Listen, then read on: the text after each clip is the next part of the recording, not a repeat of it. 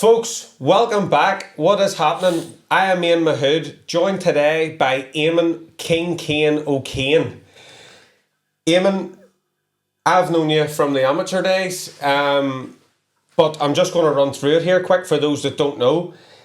Eamon was a 7-time Ulster champion as an amateur. He won 4 national titles. He won a bronze medal at the European Games in 2008. Captained the Northern Ireland boxing team in 2010 at the Commonwealth Games, lifting a gold medal. Yeah. By the way, I remember that well. You won gold defeating England's Anthony Ogogo. Yeah. You then went on to turn professional and won the prize fighter All-Irish middleweight tournament, which we'll touch on that. Yeah. You won an Irish middleweight title in 2013. You captured an IBF Intercontinental title, and you earned a WBC International Silver title. You had a record of 17 fights, 14 wins, 5 by KO, 2 losses and 1 draw. So, Eamon, it is 10 years on now from your last fight. This October, 17th of October. Yeah. 2015 was my last fight, yeah. Some resume there, isn't it? So when you put it all together, like it is. Yeah, some going. I guess a good place to start with your story and your journey is right at the beginning. Yeah. So, obviously, I know who you are and a couple of others know who you are, but for some of the viewers that don't know, do you want to take us right back to the start and tell us where it all began? Well, I was lucky enough, done a lot of sports. Played soccer, played Gaelic, played hurling, played bit of rugby. And my big brother went along to the boxing club. My dad did a bit of boxing on his day back. Whatever his younger days, and he thought it would be a good thing for us to go along to boxing. My big brother had been there a few years above me. He's 6 years older than me. He'd been there a few years before me, and I'd been in touch with the coach, and he had a son that was actually a day younger than me. His birthday is the 17th of March. Mm-hmm. Mine's the 18th of March. Okay. This is St. Patrick's Day. Yeah. And he asked if I could get on a year early, so I was 6 years old when I first went to the boxing club. And I loved it. Yeah. 6 years old, like we would take them now from the age of 7, but it's like... Well, at them days you were allowed to be on at 7 as well. Yeah. But because the coach's son was there, obviously he had to look after his son as well. Yeah. So why not bring him down to the training? And because I was the same age as him, and the elder brother had been there, it was okay for me to come. Yeah. So I don't know what we were doing at 6 years old. We were running around acting idiots because I can't remember back that far. But I went to it, and that was sort of... It's like the old saying as well, isn't it? There's a saying, it's like, give me the boy till 7 and I'll kind of give you the man. So I think it's, obviously, you're only joining kind of at 6 and 7, but I think it is a good age to get in and instill early that discipline, that little bit of competitiveness that we need, not just in boxing, but... Even just to get your stance, even just to get your feet work. Get the basics. At that age, the earlier you can get somebody to sport, the earlier it is for them to pick it up, as you say. So so I was doing all these sports. So each one, sort of the boxing season was quite good because it was sort of like your winter season. Yeah. And brought you through to your summer, your footballs and your hurlings and all the rest of that took you through to the summer. And for summer finished, the boxing season started back up again. So you were relatively going all year round. Yeah. And boxing club was quite good. There was Rory O'Connor's and a few guys went and had been contesting for Ulster titles, and I think Rory O'Connor was the first to win an Irish intermediate title, which was a big thing in Dungiven. Mm-hmm. And I'm going to say, first start off, I'm a Banner man, married to a Dungiven, living in Dungiven, but boxed relatively seen like a Dungiven man because I boxed out at a Dungiven club. Yeah. And loving living at Dungiven, so I hope there's no animosity between me choosing making that decision. Yeah. But as I said, Paul McCluskey was a few years older than me. Yeah. And whenever I was 10 years old, before the first year of officially boxing, he won his Irish title. Okay. It was a big thing at Dungiven. Yeah. Somebody from Dungiven won an Irish title was massive, and I looked up to Paul McCluskey. Paul McCluskey was quite a character. Yeah. He was entertaining, he was easy to get on with, and I looked up to him. Yeah. And I thought that'd be great. So I thought whenever I boy won, I thought when I won these Ulster Championships, really won. So it was different for Antrim. Antrim and Dublin had their own championships. I don't know what way it is now. It's changed over. They had their own championships, and then the rest of Ulster boxed in Ulster Championships to qualify for Dublin. Yeah. So I wanted to win the Ulster title, and I had a good few fights, and I done that, and we qualified for Dublin. Went down to Dublin, boxed in the National Stadium, which I thought I was in awe of. It's the pinnacle for a lot of kids. Kind of boy one, even some kids that are coming in and maybe not starting to box till they're maybe 13, 14 and going down. Yeah. It still holds that wow factor for them.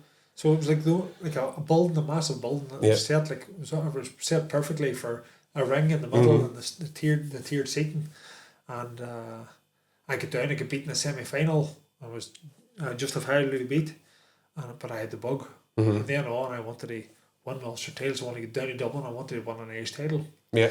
Second year, I won the Ulster title, but again was beaten in the semi-final in the National Championships, but I still had that bug. Third year, it started to click. We went around a few different other clubs, sparring, got different competitiveness, and I was well ready for the Irish Championships. Had a couple of good fights. So in the final, got through the final, I was down in the first round, come back to a leveled after the end of the second, and I ended up winning 18-13 in my national final. Brilliant. Which was back on boy 3.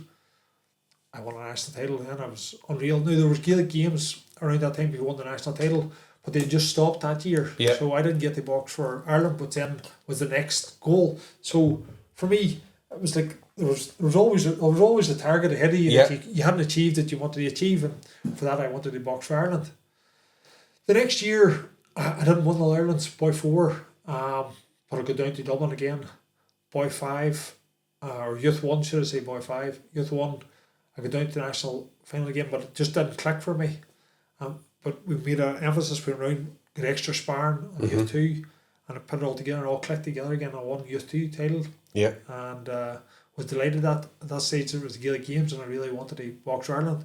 It didn't happen I can't remember what reason it didn't happen. The Gaelic Games either stopped or there was something about it that it didn't happen. So I didn't actually get my Ireland vest then. Which everybody, whenever you're started, that's what you want to win your national title, you want to box for your country, that's what you want to do. So went on from then. I was an intermediate. The first year intermediate I got beat. And Paul McCluskey again, he was always setting the bar. He was always, and I'll touch on him. I'll go throughout this interview. Yeah. I'll touch on him quite a lot because Paul McCluskey was setting the bar, was always constantly pushing the bar. Yeah. Thankfully now he's a good friend of mine. Yeah. And but he won at boy 3, he won at Youth 2. He boxed in the Gaelic Games. He had then won the intermediates. Yeah. So my next goal was intermediates because that was your stepping stone at the senior boxer. Yeah. So while I was going for the intermediates, he had qualified for the 98 Commonwealth Games. It was a big hype. This was a lot of big news, and Dungiven, I think he'd get beat in the Irish final. But so then I wanted to obviously win an Irish title, and I think it was 2002, 2003. I think I got through the national Irish senior final. Actually, before that it was Ulster senior title. I really wanted to win the Ulster senior title. Big hype about Ulster senior. Yeah. Obviously, it was televised on TV. Yeah. Where was it held then? At the Ulster Hall then? Hall. Yeah, brilliant venue for the seniors. I would say out of the 8 championships that I boxed in, and I think it was like 7 of them were. I think it was only the last one was in the Andy Town Leisure Centre. I think all the rest of them had been the Ulster Hall. Ulster Hall's phenomenal arena. Yeah, brilliant. Because you've got the people close up to the ring, it's not too big. Yeah. And then the balconies around it, and they're right over the top of your ring, They're relatively, at the edge of the ribbon, as they call it, or the ropes, they were leaning over into the ring, and the atmosphere was unreal. Yeah. And I'd been to watch Paul McCluskey growing up, and he had some clinkers of Ulster Senior finals. Yeah. And so he had won Ulster Senior title in 98, and he was only 18 turned senior, and he got down to his national finals beating that, but then he went to the Commonwealth Games in 98 in Kuala Lumpur, and there was big hype about that, and I think he was close to. I think he beat in the quarterfinal or something along them lines. But and the team had done well. I think Liam Cunningham got a silver medal in them. Okay, yeah. And Liam Cunningham was a phenomenal trainer. Yeah. And his brother Harry were brilliant boxers. Yeah. Were doing well, winning national titles down in Dublin as well. So there were lots of guys to look up to. They're carrying that on as well at the minute with their wee club as well. They're still producing the goods. Yeah, Saints. Yeah, they're still producing the goods. So that's good. They're bringing back what they learned, which is great. But Liam was a great character. So I went out with them. It was 98. So 2000. So I continued then trying to win Ulster senior titles. I came up against John Duddy, who gave a couple of good fights too. Mm-hmm.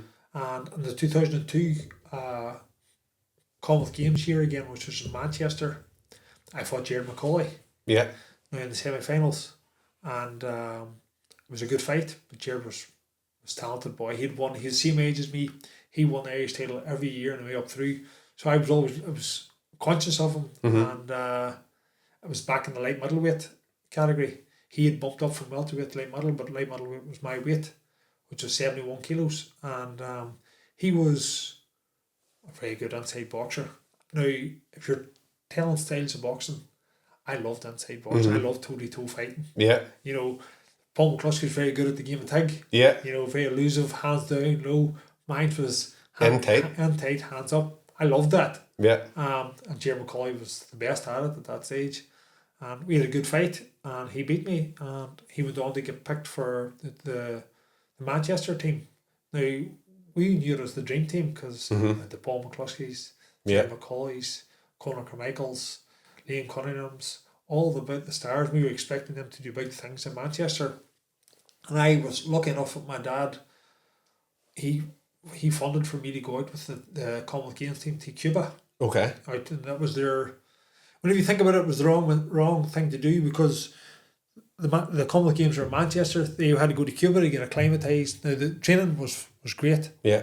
But then to come back to get to box in Manchester, to really get acclimatised to the heat of it was there, and the heat that we were training in, and this type of training, I can touch on that as well. But it was sort of the wrong place to go, in my opinion. Yeah. You know, looking at it now, it's very easy to give a view on that now after it's done and happened. But they probably should have got a training camp and training base set up closer to Manchester. In Dublin, or they could have brought a few teams over and whatever. But it didn't work out.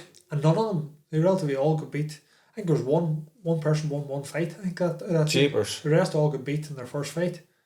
Paul McCluskey was unlucky to get beat by the talented Darren Barker in the first fight. It was a good fight. Probably, if it had been another half to draw, even though they'd been to Cuba and that, he probably would have done, and probably he would have medalled. Not probably would have medalled. But I think I was the one benefited out of Cuba the most because I was just there to train and learn. Yeah. The rest of them were watching what they were eating and they were trying to be competitive, and the training was interesting in Cuba now. Yeah. So we were training with the junior squad. We'd been up to the national squad, we'd done a few spars with them, but the junior squad, we were training with them. And the way they had this long, narrow gym, and it was all, they had like this big, deep sponge that was really dead in your legs if you were training on it. But the school sparring was like fighting. You know, I remember there was one time, they had sectioned the gym off with rings, so it was just relatively a rope. Yeah. So the rope was sitting about your waist height, so it was hanging down in the middle, and they were playing a game of tag, but they really wanted to. They were trying to. It was keeping it competitive. Yeah, it was a fight for them, even though you might have been only jabbing the head or right hand the body or whatever way it was. They were trying to hurt you. Trying to hurt you. Aye, they were trying to hurt you. I remember there was one time it was a round 3, and I can't remember. I think it was Gary McClure who was the welterweight at that stage.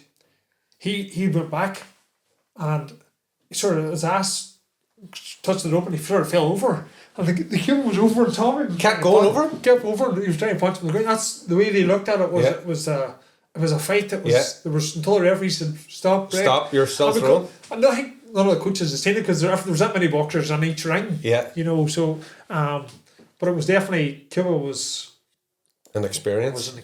It was really good for me to learn, go over and see, because the Cubans were the dogs bollocks at that stage. Was that the whole thought process with going out to Cuba? Because they were obviously the top dogs? It's very easy for us to knock it now because the team flopped as far as the talent that they had. But looking at it now, obviously that's a negative towards it. They were going out to get acclimatized in really hot weather and really hot conditions out in Cuba, which was crazy. Yeah. And then coming back. Now we stayed in like a holiday villa because there was nowhere really else for us to stay. Yeah. And there was a pool. So there was maybe other things that maybe added to the maybe a slack mentality. I don't know. I can't put it's very easy. I wasn't there ready to compete for the Commonwealth Games. I was there for the experience and learn. To learn, and I did learn a lot. Yeah. Which was great. So were you part of the national team then, or how did it come to be then that your dad was able to fund you to go? No, he asked if I could. Okay. He asked. I think Pat McCrory was the president then. Yeah. And Paul McMahon, and the two coaches then were out, which was Nugget Nugent, and from the Immaculata, and Paul McMahon. Now my coach, my amateur coach, that I didn't touch on there was Vinnie Hargan. He was a great coach for me. Helped me to win some Irish titles, some good fights. Learned a lot. What I will say is, as I go through it, I'll give you my different coaches. Yeah. I think it's good. You can learn. So for one boxer, it's good to learn. You learn a lot off a coach if you're a good coach. Yeah. But it's good to take the opinion of other coaches. Absolutely. I'm not saying everybody jump ship and go to different coaches and try them. But I think it's good to open your ears, open your eyes, and listen to them. Yeah. And even to go on like you do, you set up different training days and bring different boxers in and different coaches in. I think it's good because sometimes you can be hearing the right thing to do, but because you listen to that same person all the time, you don't take it in. Yeah. Not deliberately. It's what happens. Yeah. So it's good for somebody else to maybe be telling you the exact same thing that you pick it up a wee bit better, or they just tell slightly different and you understand it, or you translate to you a lot better as far as boxing. Yeah. I think it's a good idea to bounce around a few different clubs, which I'm sure you do. Yeah. I know you do because I've talked to you, but I think it's great for becoming an all-round boxer to learn different styles and learn different people telling you in corner. Because if you do get the national team, 9 times out of 10, it's not going to be your coach. Yeah. So you have to learn to adapt to different coaches. So it's good to adapt. That's what I would say to all kind of our boxers in the gym. It's that because they would say, "Oh, I don't know about if you get picked. Our job is kind of to build you up. If you get picked in the box for Ireland, a jab's a jab. Yeah. Step back, right hand. You know all this. Yes. So as you say, it's just a matter of opening your ears, and that's sometimes the difference, isn't it, between the elite and the novice. The novice constantly needs kind of guided where that elite mind and the elite level can kind of go, okay, I understand. Yeah, yeah. And as I said, you might have been telling them for years. Yeah. And somebody else just comes and tells them just slightly different but the same thing. Yeah. And they just pick it up and it clicks with them. So I was then went out to, so we're back to 02, the dream team, 03 then I went into the Ulster, I got beaten the Ulster Championship with Jared McCauley and the 02 team. 03 then I won the Ulster title, but there was nothing for winning the Ulster title, but there was a Commonwealth Championship that started up, which is 03, and I get beat by Andy Lee in 03 in the national final. Now Andy Lee was a talented boxer. Yeah. He was younger than me, but he had won every age title up through, and there was a lot of hype about him. I think I gave him a good fight anyway. Yeah. And it was live on RTE then. Brilliant. It was now televised. It was a big thing to do. So I then there were Commonwealth Championship was coming back in 03, and not all some of the top boxers had been picked in the national teams, so they weren't able to go on it. But they picked a team, and it was Martin Lindsay and Paul Baker. I don't know if you remember Paul Baker. And the name rings a bell now. Paul Baker was 48 kilos. It was tough as tight, yeah. He was a Immaculata boxer along with Martin Lindsay. And Martin was the same age. I think Paul was the same age as us as well. He was an 82 birthday. And I really trained really hard coming off the back of the national championships, and I trained right through and tried to train along with Paul McCluskey. And then this competition come up, and we got a good preparation coming up to it, and we were going up to the Immaculata to train. Yeah. And I was training with Nugget, and he was taking me in the paths. It was good to get a different insight, and it really clicked. And over the Commonwealth Championship in Kuala Lumpur, and I got a silver medal. Got beat by a guy, Jamie Pittman, an Australian, and he went on to do good things as well. And had won quarterfinals, semi-finals, and I was delighted. I got a silver medal in multi-nations. Yeah. And it was, it was a prestige one as far as I was concerned. Yeah. So I meant to bring the medals and my gear up with me, but I forgot them. But it was I still treasure it dearly because it was my first big first big one, international medal. So that was 2003. 2004 I could then get beat. Won the Ulster Senior titles. There was some good guys at boxing Ulster Senior titles. One of them was Paul Moffat and a few other ones. I think it was Paul Moffat that year. Down to national finals, could beat by Andy Lee again. I think it was the semi-finals, could beat him this time. And I was 04, and it was it was Greece, Athens, I think was maybe 04, was the Olympic year. Yeah. And the Olympic team was going off. I got picked in I got beat in the final by Andy Lee. I got picked as the number 2, but the number 2 went in boxing the Four Nations. Yes. Four Nations were big news that they had won. Yeah. They were started up a few years previous to that. And the guy that won the ABA title was a boy Daniel Guthridge. And you were hearing the hype. Obviously, Boxing News was the big thing then, and you were able to follow it. And he won, but the ABAs were televised as well. And he was a knockout merchant. He was. There's quite a lot of hype about him. Yeah. I went over to the Commonwealth or the Four Nations, and they were in Glasgow. My mother's from Glasgow, so I had quite a lot of support there. Cause my cousins were there, and there's quite a lot of hype around it. And I beat a Welsh fella in the semi-final. Englishman, he had fought Daniel Guthridge and won his way through the final. Yeah. And we fought in the final. At that stage, it was 4 2-minute rounds. Yes. And so after the first round, I think it was 8-4 down. It was really high scoring, so it was well down. Yeah. And second round, I brought it back. I think third round, I went slightly in the lead, and fourth round, I think not destroyed him, but nearly doubled the score. Yeah. I can't remember the score, but let's say it was 30-15 or something along them lines. You were just motivated and wanted it. But really motivated, but everything started to come. I always seemed to, after I got my first couple of rounds over me, I could warm into fights and get used to the style of the boxer, and really then try to adjust mine to be able to beat the opponent. So touching on that, there's the basic good kind of foundation in this way there to go, spoil, make it, be a good pro. Yeah. So even there, the 4-2s suited you better than the 3-2s. Yes. Because you were getting that extra couple of minutes and that extra round just to have a look and have a read. And have a look. Yeah. That's a big thing. Being able to take a look at the boxer is in the middle of a fight and adjust your style. I think that's what separates the average from the good. Yeah. So that was a lot of big hype. I won a Four Nations title. I was delighted. I said, should have brought the medal up with me. But I said I need to get a lot of my stuff framed and set out. But I haven't. I'm going to do this one of these days. Yeah. So then we're on to winning Ulster title then the year after. I don't know. I was beating the national finals again. I don't know if it was Andy Lee, again, or what maybe he'd gone pro after 04, and came to 05, which was the Commonwealth Championships against 03. They done every other year, and then obviously then there's the Commonwealth Games.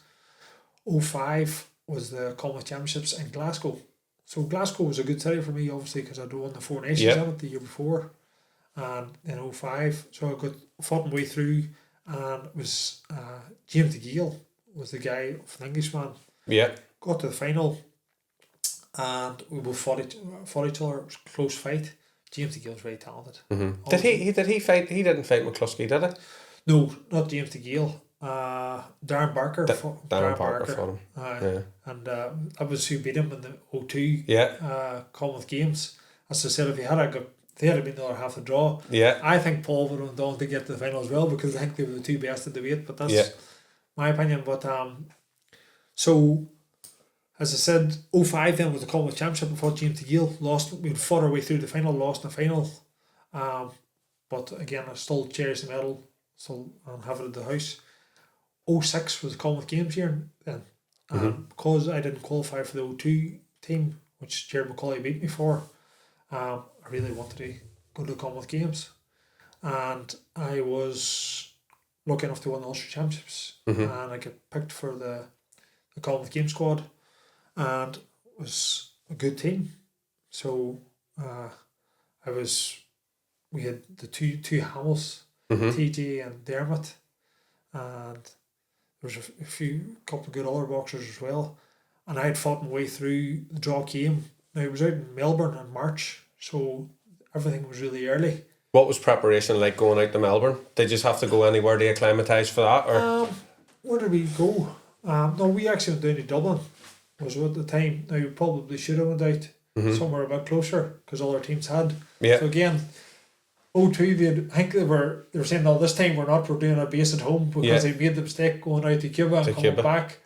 And then this time they were doing it the opposite way around. So because it was the opposite side of the world, they probably should have went somewhere. But I think we went to like a week's training camp or a couple of week training camp in Cyprus or someplace like that.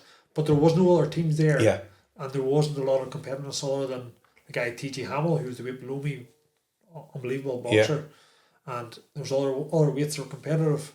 But we probably could have done like a wider variety of countries and to get different styles. Went out, I get beat by a Samoa boxer in the quarterfinal. And I thought I won the fight. I've watched it back. I probably watched it back afterwards, but I haven't seen it in years. And I thought I won the fight. But it was for a medal. And there was a lot of talk about he was the last Samoan boxer and at the competition, and even they hadn't really won a medal. And won away. Listen, maybe that has something to do with me. Maybe it's not. You know the politics goes on. We do see it, we do see it. Unfortunately. Yeah. I can't say that's the exact fact, but that's how it felt for me. Yeah. And as it would do as well, like, because you know sometimes better than anyone sitting outside. Well, you're in charge. I'm in control. I'm landing the cleaner shots. I'm doing what I'm instructed to do. I thought I was winning it. Yeah. And I was very disappointed that I really wanted to win a medal in the Commonwealth Games, and but maybe it was meant to be because it gave me the kick up the backside. Maybe to try and strive to be better. As you said, LeBron James says, strive for greatness. Yeah. I think it does no harm, and sometimes it might not be what you want at that time, but maybe it is for your journey. Maybe it is something you needed on your journey. So it definitely didn't. Adds to the character and the resilience, doesn't it? It definitely does. I think, whenever you do want something good and you've been through the hard times, that it sets them good times up even better. Yeah, it makes you appreciate them a wee bit more, doesn't it? Definitely. So 06 then came to 07 and I get beat by Darren Sutherland, and Darren Sutherland, God rest him, was unbelievable character. But as an opponent, he made you feel like as if he was ready to fight you at any time. Like your weigh-ins, you give me that look. Yeah. He was a character. He had really brought it to it. Yeah. Andy Lee was a nice guy. Yeah. And still is. And don't get me wrong, I got to know Darren after that. And he was definitely a good guy. As an opponent. Yeah. He had the intimidating factor. He was very good at it. And so he had beat me in 07 and 08. He had beat me as well. And he went to the Beijing Olympics, won a bronze medal with Paddy Barnes and Kenny Egan. And as Paddy called himself, Paddy Bronze. Paddy Bronze. So he had an 08. But then, because they had went to Beijing was later on, European Championships was later on, there was another box off. So I then won the box offs. It was an Irish title box off for the European Championships. And I had continually trained through, kept myself busy, and went to European Championships. And I was picked up an injury in the championships was definitely very much a bit, the high guard was starting to become a big thing. But I was getting punched, an elbow injury. So I was trying to manage that through it. But got to the European Championships and won 2 fights, got through to the semi-final. I got beat by a Russian, talented Russian. Now he had really hurt my elbow. Yeah. Or really hurt, as it was my elbow pain, obviously punching my arm. Yeah. And but got me on full-time funding with the Irish Sports Council. Okay. Which was a big thing, was a big introduction to conditioning.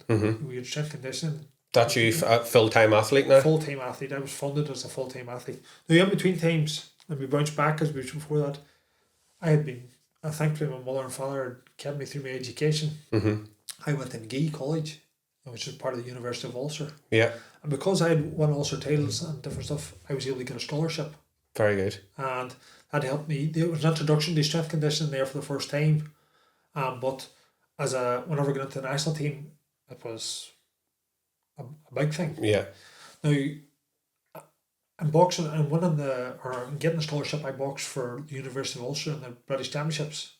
And I boxed a boy, Gary Barr, who was the national champion.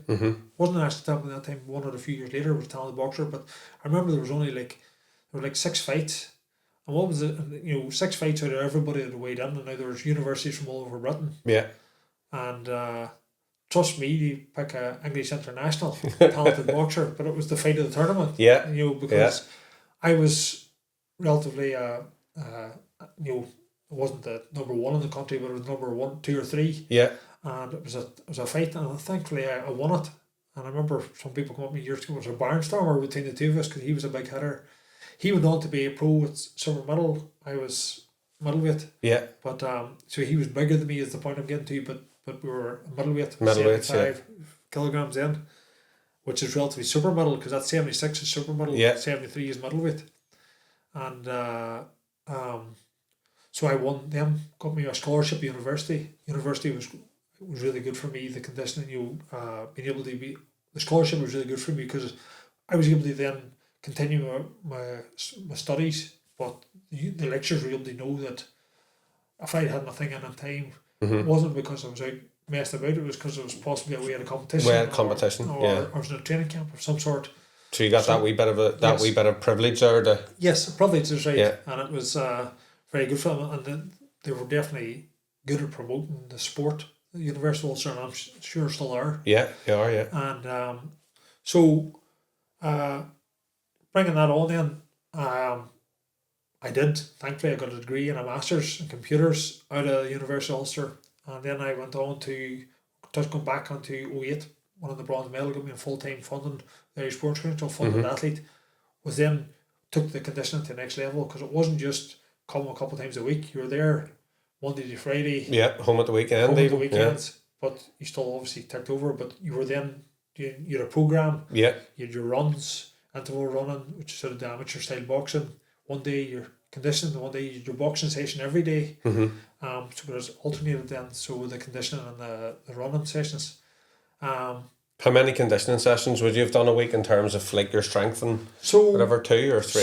So it was 2. We were given a workout to do on the Saturday ourselves, but because we got to go home, so you could say 3. But we were there with an instructor. Yeah.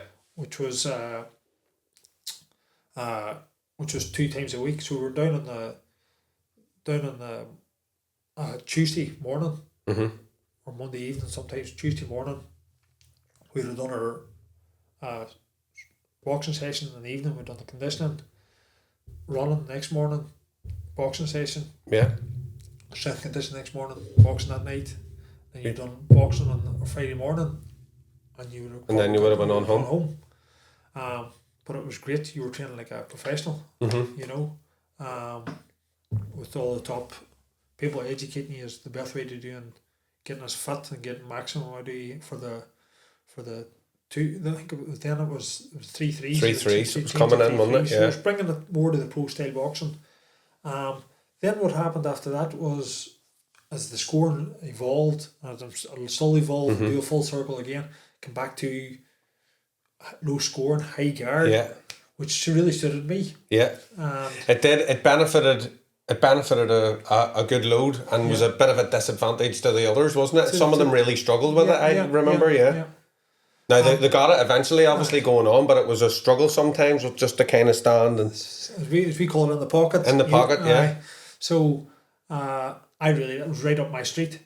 Now, unfortunately, as I said, I hurt my elbow in the 08 Games, European Championships as well.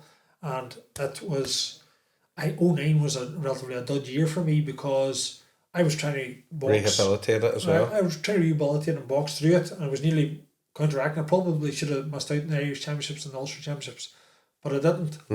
And then I think I got beaten even in the Ulster Championships that year, which was why I didn't want to eat. It was one I'm missing because I missed 02 was my first ones. Yeah. Or 03 was my first ones, one of them. 03, 04, 05, 06, 07, 08, and then 09 I think I lost. We came back in 2010. Now, I had got a good year down training the national team, but it was, as far as boxing and winning and success, was a rebuilding year for me. Yeah. Thankfully, then 2010 was back to our Commonwealth Games year. Yeah.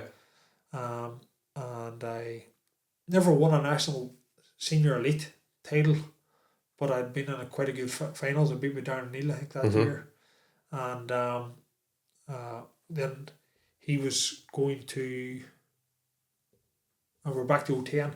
So 010 then was the Commonwealth Games year, and they were in Delhi. The world number one was Vijender Singh. Yeah, that's right. An Indian guy. And the English champion was this celebrity. He was in Celebrity Big Brother, which was Anthony Ogogo. Yeah. And there's quite a lot of hype about him. Then we had we called ourselves quite a good team because we had. It was a solid team that year. It was. You know, now obviously there's future stars, but some of them weren't. Like Mick Connon. Yeah. Wasn't a star. Yeah. I remember Mick and India, Delhi, and but there's some, you know, Stephen Donnelly, a few others. Barnes was obviously. Stephen Ward was on that one as well. Stephen Ward was on that. Stephen Ward and Tommy McCarthy. Yeah, so Tommy that's McCarthy right. was he was the 81 champion. Stephen Ward was the 91. Yeah. And he ended up getting beat by Valady. That's right. It was that in the semi-finals? No, final. He got that was the final. It was the final. That's right. 5 in the final, which was a massive thing for a small country like Northern Ireland. Yeah. To get 5 in the final, which was, and especially with the 06, nobody getting the final. 02, the team only won in one fight. 98, I think Liam Cunningham and somebody else has won bronze. So it'd been a while since we won a medal and really established ourselves in the Commonwealth Games. Who were the coaches for 2010? Michael Hawkins Senior. Did he go in 2010? He was there, and Stephen Friel. That's the other one. Yeah. Stephen Friel. Now, as I said, I'm going to jump back. Just a good point was, so I'd been with Vinnie Hargan since I was 6 to, I'm going to say, I was about 24. Rugby shoulders with Nugget. Yeah. I really liked Nugget in 06. And we realised we needed to make a change because Vinnie Hargan wasn't a top coach. Just as sometimes whenever you're hearing the same voice, you're not not deliberately, but you're just switching off to it a wee bit. You're not taking it in. Yeah. And it's just sometimes the change is better than the rest. And I really rubbed well with Nugget. His style of boxing, he was very much in the pocket, and I thought I would have benefited. Now it was a bit of a journey for me to go from Dungiven to Belfast, but I did it. Yeah. Thankfully, you know, as I said, I had the scholarship. Whenever I finished the scholarship, I was working a bit with my dad's company and his partner Mickey Lynch were understanding. They were able to me to go, so they were training twice a day. I was training twice a day. Yeah. You know, the Immaculata trained 11 o'clock and at 6. I was able to go away from work, go train 11, back to training again at 6. So we're training like a full-time athlete. And but 2010 team in Delhi, as I said, was 2 really good coaches, which is Mickey Hawkins, as we know, Stephen Friel was a brilliant coach. Now, I had done a lot of sparring with William McLaughlin, who was a brilliant boxer, was very much in my style. Inside we had some tear-ups. And I'd say if they'd have viewed some of our spars, would be worth watching it. So I knew Stephen Friel really well. So Stephen Friel had done my corner, but Mickey was a great assistant. Yeah. They alternated and they definitely brought their different sides and they helped to bring the best out of us. Yeah.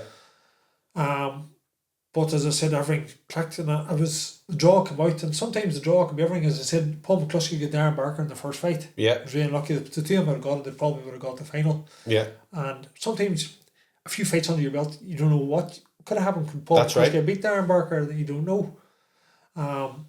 But I was on the opposite side of the draw from the world number one, Vijender Singh and Anthony Ogogo were in the other half of the draw. So I had got a few fights to get the cobwebs out of the system, get acclimatised a wee bit more. Get settled. Get settled. Yeah. And everybody else was doing really well. Now, I was the captain of the team, thankfully I got picked to be captain. And I was a privilege. What was that feeling like, walking out as team captain? I got to do it in 06, but obviously I call it a flop because we didn't medal. Yeah. And but it was made it even more special how well the team did, how well we all got on, and because there was 10 boxers and 2 coaches. Yeah. And it was, there were a lot of characters there, but we all got on. A lot on of egos probably as well too. Right, and you think about it, they've got clubmates that probably their boxer beat. Yeah. So can be sometimes it doesn't work out well, but I think it worked really well. Yeah. All there for everyone was there for one cause. Aye. And it was now the banter was great. Yeah. You can imagine Paddy and Mick and Tommy McCarthy and all the rest, and the crack was great for them. Yeah. And I obviously knew Tommy because whenever I was with the Immaculata, Oliver Plunkett was just up the road. Yeah. We'd done a good few spars. So my sparring to get ready for championships was Tommy McCarthy and William McLaughlin. Mm-hmm. Now, brilliant spars because one was big, long, rangy and talented. Yeah. And could punch. The other was a tear-up merchant. So I was, whenever it came to getting a mixture of styles, I was a good nick come championship time. But in 2010, so as I said, I got paired from the other half of the draw from as I said, the world Vijender Singh, the world number one, and he was like the model guy. Whenever you were seeing ads up in India, it was all Vijender Singh. All about him. Aye, so did I think much about it? I was never going to beat him. Never really thought much about it. I was there to focus on one fight at a time. That was some of the goodest psychology that came from the high performance. Yeah. 1 round, 1 minute, 1 round, one fight at a time. No point in looking, am I going to fight him in the semi-final or final if you get beaten the prelims? Just deal with what's in front of you. So that's what we did, and we were very good. Now, as I said, the crack between us was able to distract us. Yeah. And you didn't get the hype that was going on outside of it. Yeah. By us winning and how well the team was doing. It was a time where technology wasn't what it is now. No. So you weren't kind of sitting. I think Bebo was the thing, wasn't it? Bebo, wow. I wasn't even on, but all the other lads were. So Bebo was the thing. Bebo, that's right. Yeah, but there was no smartphone or nothing or anything. I'm really sure there wasn't. No, and so the team we could fly through to the final, and this was big news. Yeah. Now again, we were focusing. We're in the final. You didn't have much time to think of the hype that was going around it. Obviously, I was chatting to my wife and my son was only one then, and we were hearing a bit of the hype, but you weren't really focusing on it. Again, we were in the mentality. One they've got a psychologist on for us as well, and we were focusing on one fight at a time, and which we did through. And I was lucky enough to beat a Welshman in the semi-final, and I was delighted. Through the final Commonwealth Games, and I was and Anthony Ogogo had beat the world number one, the Indian god, if they want to call it that. He was their main man, and I think the style of boxing then really suited me because I came back to the high guard, and it was a low scoring. Fights were being won, 5-2, really low scoring, and he had relatively. I could hear in the sort of the talk was going. He was relatively dismissive of me because he just beat the world number one. And he was going to destroy me. He saw the hardest ones out of the way. Yes. So I wasn't really worried about that he beat the world number one. It didn't really faze me at all. I was more looking at his style, and I thought, I think I can get his timing. So again, I was very good at the high guard, peekaboo style, pick the shot. And it was all about staying tight then, wasn't it? And it was the white part of the glove that had the score and the head had to go. So the tight guard system actually worked. It was perfected nearly there, wasn't it? It was just nice, tight inside. Don't waste any energy in there. If you kept your hands here, relatively you couldn't get a score. Yeah. You know, the only time you could get a score whenever you went to go for one, so you and you got caught same time punch, sort of, same time punch, exactly. And so I think I can't remember what the first round was, but I ended up beating him 16-4. 16-4. Which then was massive, massive score. And he came out, spat the dummy out, says, obviously he did go on to do great things, he won a bronze medal in the Olympics, and he says, I should have beat him and I'm going to go on to do great things. And he did do great things, but to me, he's tailor-made for my style of boxing. Do you think he overlooked you going into the finals? I think definitely so. I would have probably overlooked me too. If I had beat the world number one in the semi-final, I would have overlooked me. Did that add to the fact? I don't think it did, because his style just was tailor-made for me. Yeah. And I was very good at the peekaboo style. You know, Vijender Singh had won his way through to be world number one before the peekaboo had really come through. Yeah. So could I beat Vijender Singh? I definitely think so in that peekaboo style. I definitely could have. And that them championships, everything was clicking for me. So Paul, as I said, Paul McCluskey had been pro, and there had been quite a lot of hype about Paul as one of British big calling lines for a British title. Yeah. And he was going on to do big things. He'd beat had got the fight against Amir Khan, which was unjustly stopped on a cut. I was actually in Dungiven when he fought. Oh, Khan, yeah. so it was. Right. I was away we were away on a wee training camp. I boxed for Monkstown at the time, and we were away on a wee training camp. I can't remember who the other club was that was with us. And we drove into Dungiven, and we went into a wee bar and stuff, and they had it up on the big. Do you know what? If I drove down the street, I could still point the bar out. But there was like a big screen, and Khan was fighting. There was a sign up saying the last man who Dungiven turn off the lights. Or probably Dungiven was probably Dungiven was quite bare at that stage. Because he put his way over to watch. That's right. What's the fight? What's the fight? So Paul McCluskey was doing quite a lot of stuff as pro, and again he was the bar shatter even at the end. So he was constantly, and I had never really any visions of turning pro whenever I was young. You know, it wasn't later on it went amateurs. I've nowhere else really to go. My style does suit the pro style. We'll give it a go. So, and there was quite a lot of hype after the Commonwealth Games. So was it in your head then after the Commonwealth Games when you'd won the gold, you'd come back, you'd all got the big parade and stuff?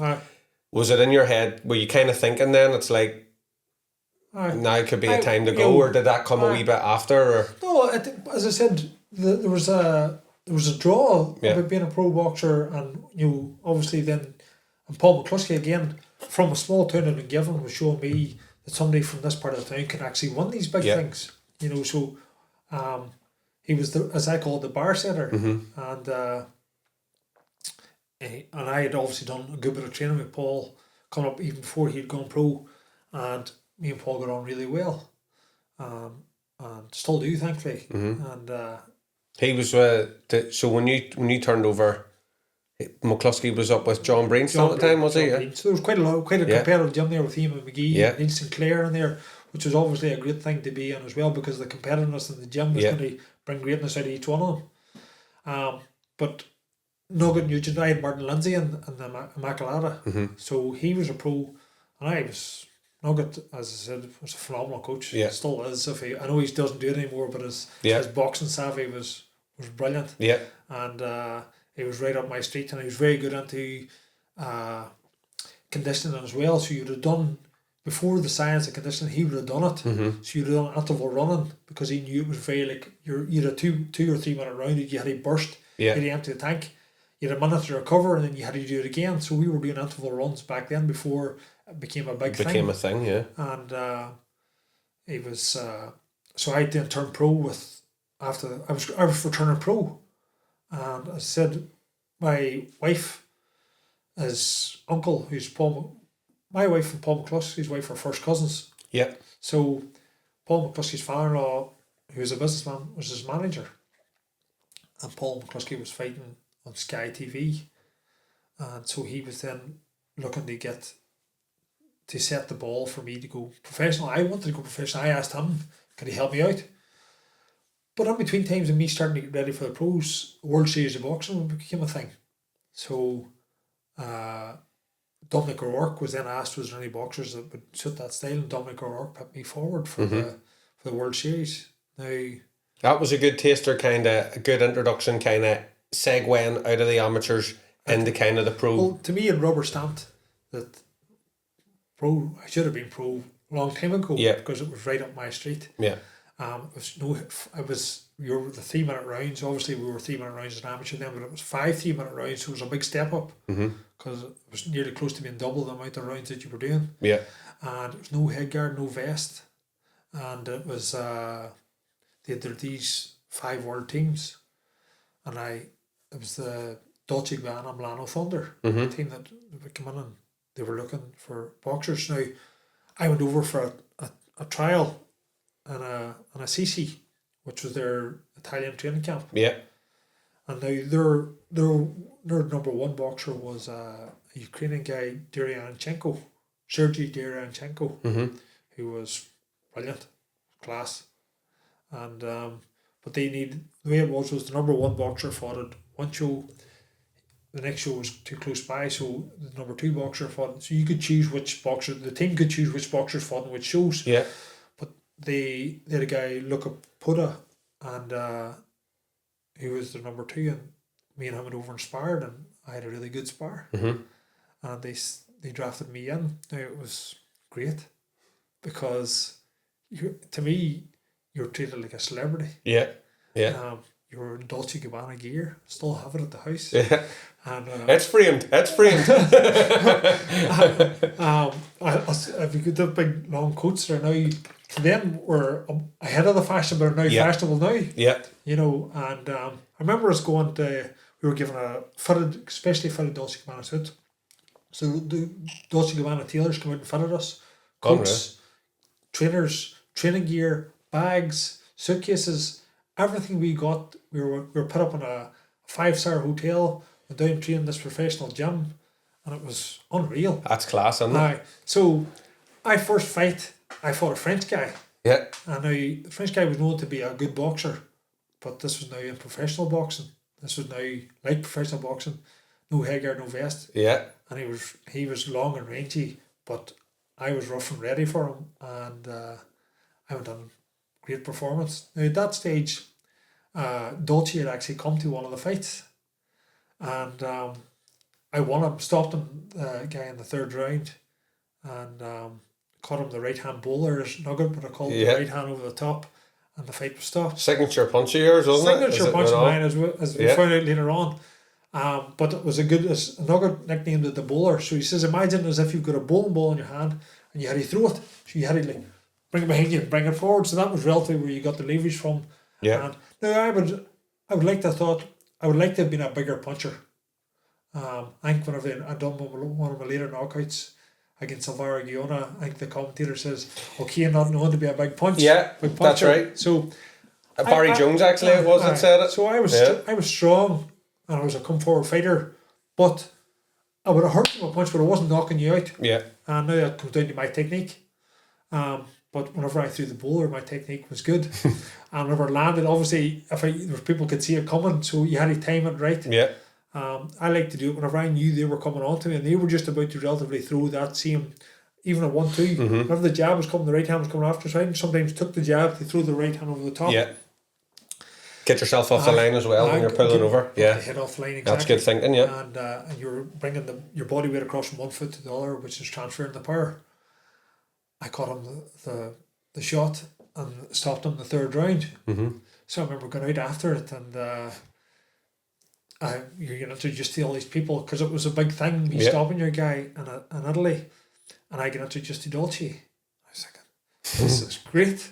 So we went to this big 5-star nightclub afterwards. We were VIPs in it, and you can imagine a Dolce Gabbana. It was like their nightclub, and it was unreal. I'm sure that was something else. I'm smiling from ear to ear because I was thinking of the good times. It was it was great to be treated like a celebrity footballer. Yeah, we were getting invited to the AC Milan Inter Milan games. We were going on as guests in the Dolce Gabbana box. Cheapers. And you were getting to meet some of the players that maybe didn't play in that game, or we were meeting the players afterwards and the manager. It was great. Class. When we were being chauffeured around, and so I had 3 fights in the World Series and 3 good ones, and it just set me up. And plus, it was good money, you know, as well. Which a European bronze medal, I got me on full-time fund $40,000 a year, which for a boxer that had no money up to that point was great money. And it was me I was in the top bracket because the European bronze medal got me in the top bracket for full-time funding. But this was now, I was getting £10,000 for a win, 5,000 for a loss. And so I had 3 fights in a short period of time, which was $30,000, which was great. And I'm talking about money as if it's the be all and end all. It's not, but it helps things. It does. It does. It helps to make things a bit easier. So, you know, from running a club here, you need whatever money's going. And I was travelling to and from Belfast. I was travelling to Dublin down for the national team. You need whatever money's going. So I then the World Series of Boxing was a great introduction to the pro boxing for me. And Paul McCluskey he wasn't promoted by Eddie Hearn, but he was fighting a lot of Eddie Hearn shows. So my wife's uncle, Nicola's uncle, Francie, was in touch with him. He was managing Paul. I asked him to come on and look after me and help to push me, which he was great at. I'm very grateful for, because he didn't take a penny off me for it, and he was very good of him to do that. He helped to sell me as best as he could, and I was very grateful. And I got the fight straight on a televised show, and it was over in Wales. It was Kerry Hope fighting Gregor Poska for the European title, and I can't remember the name of the guy. I stopped him in the second round. Dimitri, it's a funny name. I tried to remember it earlier, but I was like, I don't even know if I can pronounce that. I don't want to say it in case you say it wrong. But it began with a D and ended in Z. Very good. So I caught him the bowler again, I think, and stopped him, which was... Stopped him in a round, didn't you? Yes. What was the feeling like going out? Obviously, you've done the World Series of Boxing, which was a bit of an eye opener maybe to the pro game, but in the changing rooms, this is your pro debut. The wee gloves on, and just what was that like walking out? Was the arena packed when you were walking out? I was on earlier, but it wasn't the Motorpoint Arena in Cardiff wasn't.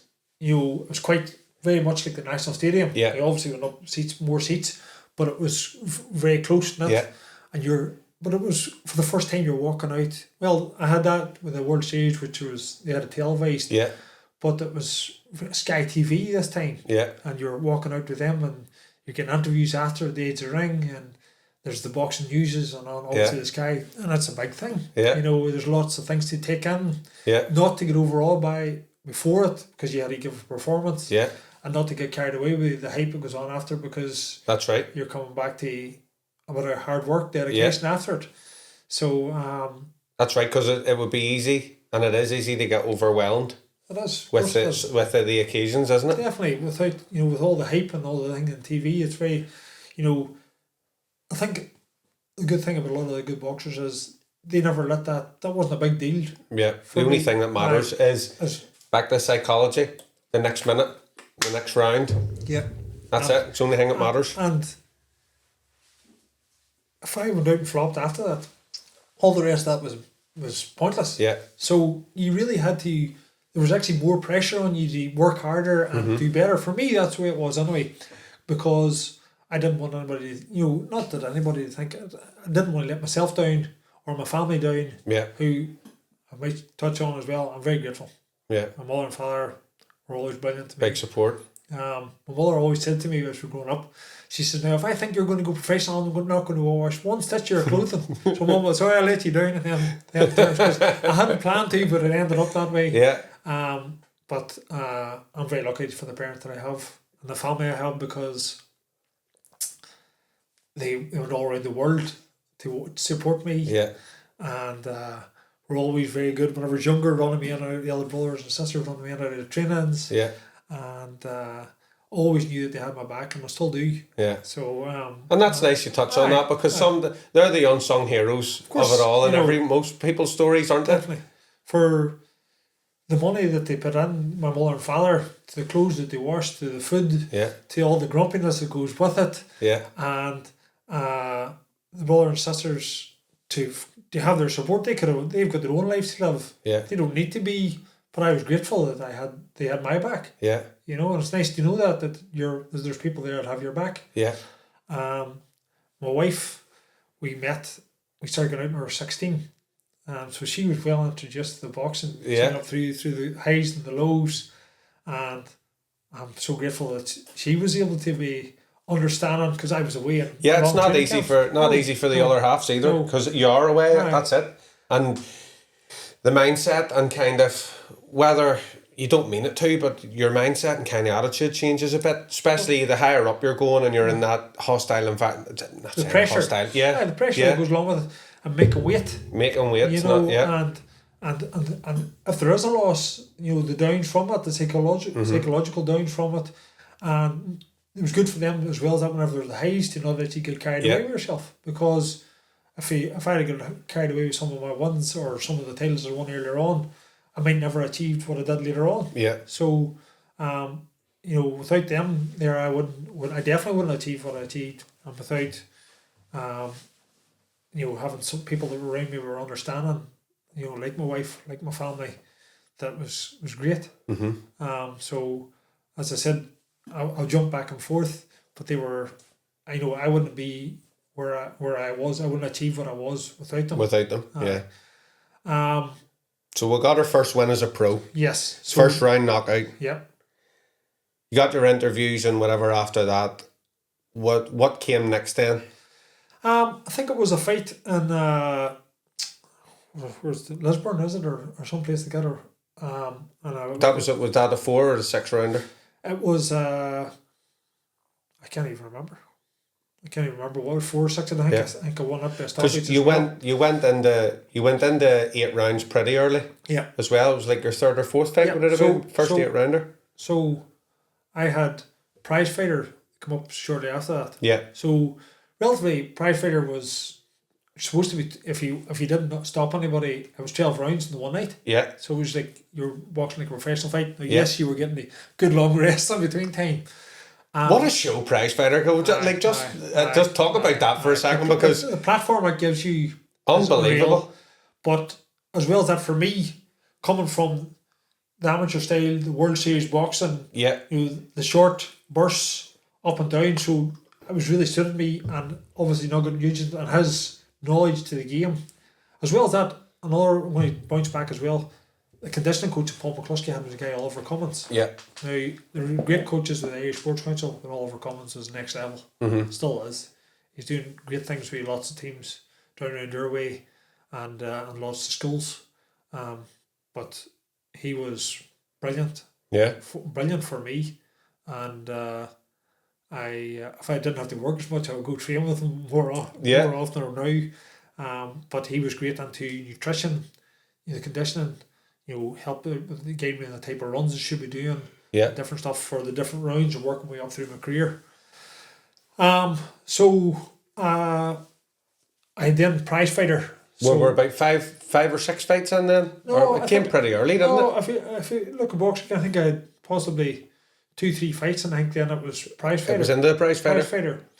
So, because Paul McCluskey was the headline of the show, and they decided to run the prize fighter along with Paul McCluskey. So Paul McCluskey was the main fight of the night. King's Hall. Well, King's Hall, which was a great arena as well. Unbelievable. Aye, we're lucky, we're blessed. And we are unreal. I remember going to the King's Hall to watch loads of fights, and then I remember they says, they're not going to do the fights in there anymore. I was like, where are they going now? So the King's Hall was a great venue for it. But there was quite a lot of hype around Ireland. There was a good few middleweights, because they were talking about running a middleweight, and then they decided there was a good few numbers, we're going to run an all-Irish middleweight prize fighter. And some of them, not in any disrespect, like Anthony Fitzgerald, who I fought in the first fight. Yeah. I didn't really know him before that. I didn't pay much attention to it. Unfortunately, I wasn't the one around searching the internet and doing this and that. It was a thing I regret not doing. You know, because there's some boxers out there, probably average enough boxers, have got themselves world title shots or got themselves big paydays because they've sold themselves really well. They've talked about a BS. Yeah. So if I was to go back in my career, it's a thing I would have changed. I would have been more of a character online. Yeah. You know, because it was then Facebook and Twitter were things then. Yeah. But I think it's definitely, if you can sell yourself, because it is a, what is boxing? Boxing's a business. It's a business, but it's also you're in the limelight. You have to sell yourself, and the more charismatic a character you are, the more people are going to pay to see and pay. So, I think I would have made more money, and I possibly got more opportunities if I had been a mouth. Yeah. If you want to call sometimes it's like the hero's applauded, but the villain's always remembered, isn't it? Exactly. So, and was I ever comfortable? No, I was always brought up to have a bit of manners and treat people with respect. And there's nothing wrong with that. Chris Eubank Sr. would always say that. Yes. You know. Yes. Although he played a bit of a character, but he was sold always himself on a showbiz sort of way, but he was never disrespectful. Spoke proper, well mannered. Yeah. But I think if I had maybe been more of a charismatic character, maybe I might have got bigger paydays because prize fighter was my biggest payday. You know, and I'm going to go back into prize fighter. So we had the All Irish prize fighter, and I knew obviously the people that I boxed. Yeah, Anthony Rozier. I didn't really know him before the prize fighter, but I got to know him really well. And Ryan Green, he was a year below me and working our way up through, so I did know Ryan Green. And JJ McDonough was a talented southpaw. I knew of him. But and you beat them all? Well, I beat them all getting through. I was lucky enough, as I said, the tactics was with Nugget, because we had only 3 rounds to win a fight, very little time to figure each other out in pro boxing. Fast, explosive. So his key word, and it wasn't that we were going out to street fight, but his key word was street fight, as in empty the tank. Empty the tank in each round, in each minute. You had to go out and do that. And that's what we did. So we sort of right up Anthony Rozier Street, me coming out, all guns blazing. And again, touching on it, normally took me a few rounds to warm up, so we tried to get that out of the window and get straight into it. Yeah. Right up his street. I sort of made it a closer fight because I got carried away with myself a wee bit in the first fight, but I think it was a split decision. Which I don't know. I haven't watched it back, but I don't know how it was a split decision, but it was close enough fight, yes. So he done quite a lot of talk after it. Yeah. He sold himself really well. I then went to stopped Ryan Green, who I was worried about because he's a puncher. Southpaw as well, Ryan, wasn't it? Southpaw as well. And then first round, you stopped him? First round, I caught him a shot. Yeah. And it stopped, and I was delighted. Again, you don't have much time to think on it because there's TV cameras following you around. You know, you've got all this here, and they're following you into the changing rooms. And it's not like you can go back and just kind of sit and like proper chill out either, because you're sort of just stay switched on here. And about 10-20 minutes time, you're going to go back go again. You had to really start to think on, focusing on who you were going to be boxing. Who's next, yeah. So it was JJ McDonough. And JJ McDonough was an awkward southpaw, was getting tall, rangy. I had known him, but never boxed him. Because he'd been in national teams and different stuff, but I'd seen him win an Irish titles below me, because he was a year below me. Knew he was going to be a tough challenge, but we went out with a street fight mentality, put him under a lot of pressure, give him no room to breathe, because he was long and rangy, and we won it. And I was great on prize fighter. Was a good selling point, again 40 grand, which was great. Yeah. And everybody contributed to that. As I said, the training we had done, we prepared, brought sparring partners in from just locally, William McLaughlin's and different top amateurs that we were able to. I done 3 rounds. They brought me out like as if it was. As if you were the boy they were keeping fresh. No, not keeping me fresh, but they were changing like as if it was the competition. Replicating it, yeah. Replicating. So I was going to sit in the changing rooms.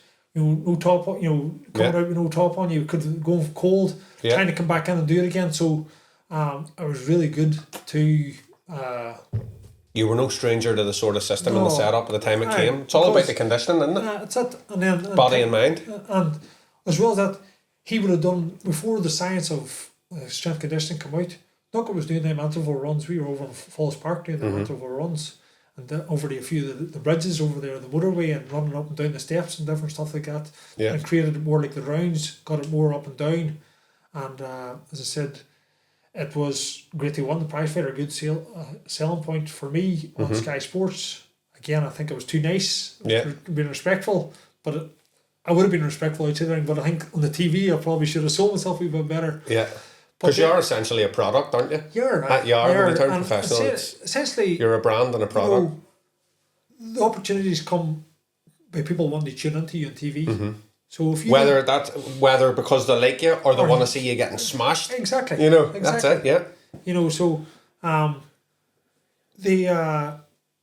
think people appreciate him for style. Yeah. But they didn't like that sort of swagger about him. Yeah. So but he done it in a classy sort of way. So you sort of liked to hear him. You love to hear. That's right. It was a love-hate relationship with him. So that's what it was. So you had to sell yourself on your TV, and I think I didn't do that well enough. I think I was trying to be respectful. Yeah. I don't think people are not interested in it. Yeah. Unfortunately, it doesn't sell. And so we then went from prize fighter to You challenged for the middleweight title after that, or was there a fight in between? No, there was quite a lot of hype. That's what it was. I was going to conditioning down with strength conditioning down in Korean, which is over the mountains, which is 30 minutes from me. Down, that's where all the Commons was set up initially. Now you set up at the bottom of Glen Mahara, very close to Dungiven. But then I had a car accident. Okay. So there's a place called Rings End, and come from Dungiven, there's a few junctions and a few up and downs, and I was on a Jeep, a short wheelbase Land Cruiser Jeep, and there's high ditches, and I come up to a point, and I don't remember, all I remember is trying to pull the steering wheel over to the side, and the car took my back wheel out. I ended up on the ditch. It was at the top of the hill, off the ditch, and I rolled down the hill sideways. So I remember being told after it that the firemen coming to the scene, who were cutting me out, was saying that didn't expect the person inside to be alive, and it's probably I was able to withstand the blow because I was in such good nick. I don't know if you can see it, there's a line on the back of my head somewhere there, where I actually my head went forward and I split the back of my head on the metal bar in your headrest. So I was able to bust through that's how hard I had it. But I remember after lying in hospital, and I couldn't move my neck for days because I was that badly whiplash and whatever beating I'd taken, and a few different cuts. So were you not knocked out? Did you? I was knocked out. So I woke up in hospital. Yeah. And my wife was crying and my mum was crying. And you're lying there going, "What the fuck's going on here?"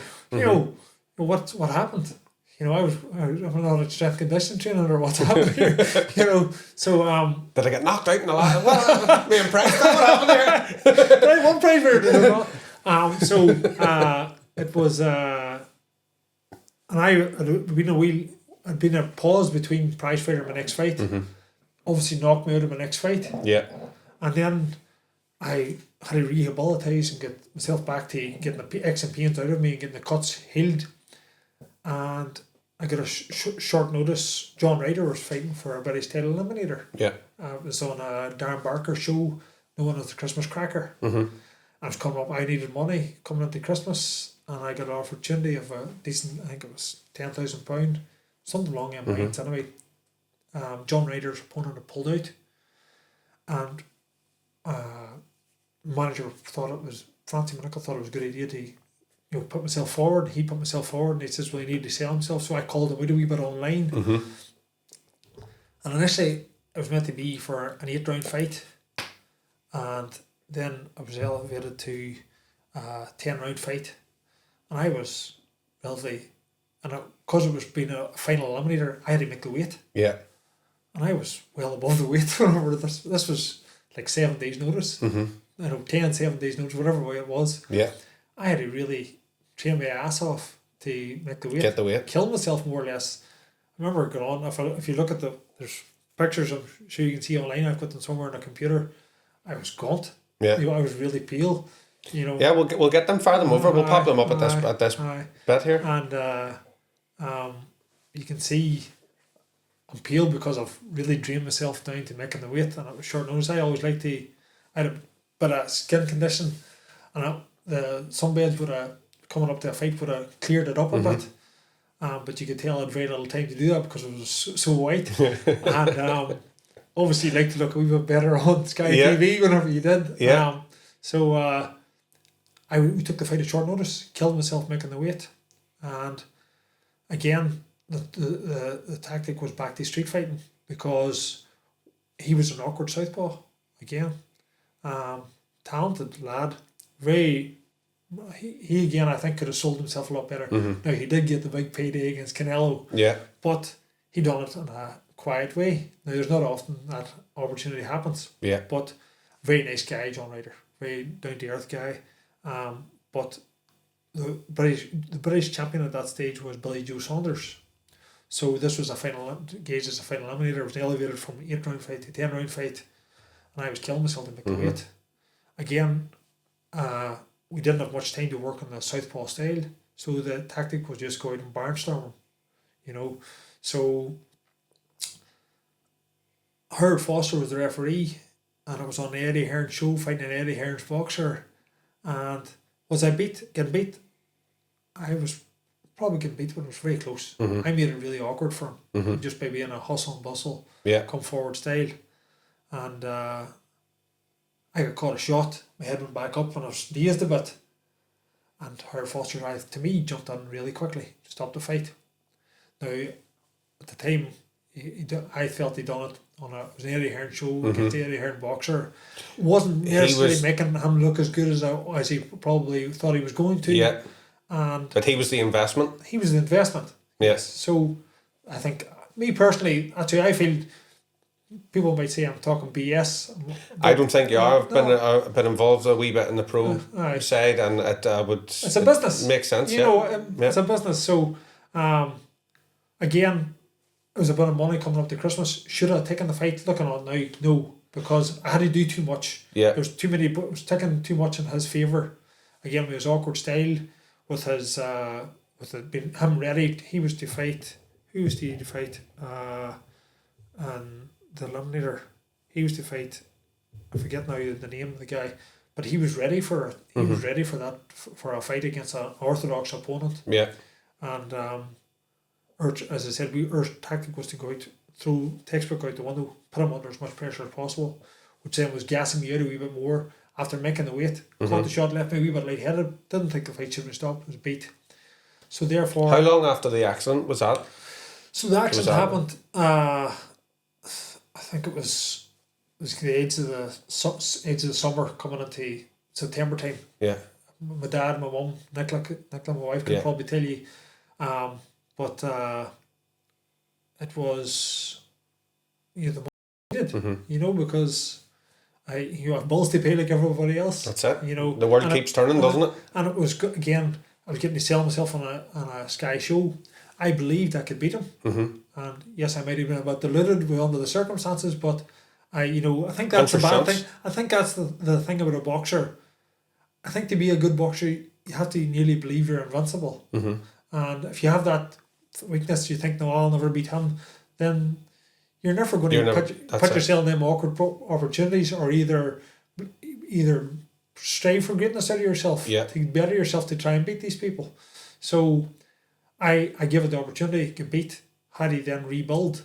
Now the good thing for me was I was lucky enough that Carl Frampton, who I had been in some of the teams with growing up, knew Carl really well, but he was with McGuigan's doing really good things, and I was then brought on as chief support to some of his shows. Was that? Yeah. No, sorry. Yes, I was. So I was brought on as chief support to some of his shows, and I then fought Alvaro Guiona, who was known to be an awkward, rangy, not Mexican, but that side of the world. Yeah. And this was in the SSE. This one, wasn't it? Was this the SSE? Sorry. Before that, I had the Kerry Hope fight. Yeah. So I was given the opportunity a 12-round fight. Had you won the Irish middleweight title by this stage? So yes, after the accident, then I had won. It was 2013. 12th of July 2013. I think once there a few bit of different awkward obstacles to try and get down the road to Dundalk, because that's where it was, in the Fairways Hotel in Dundalk. Was so this was, did you fight Fitzgerald then after or before Ryder? After Ryder. You fought after Ryder? I think John Ryder was the Christmas 2012, and Anthony Fitzgerald was 12th of July 2013. So there was a big celebration in certain parts of the country for the win that day.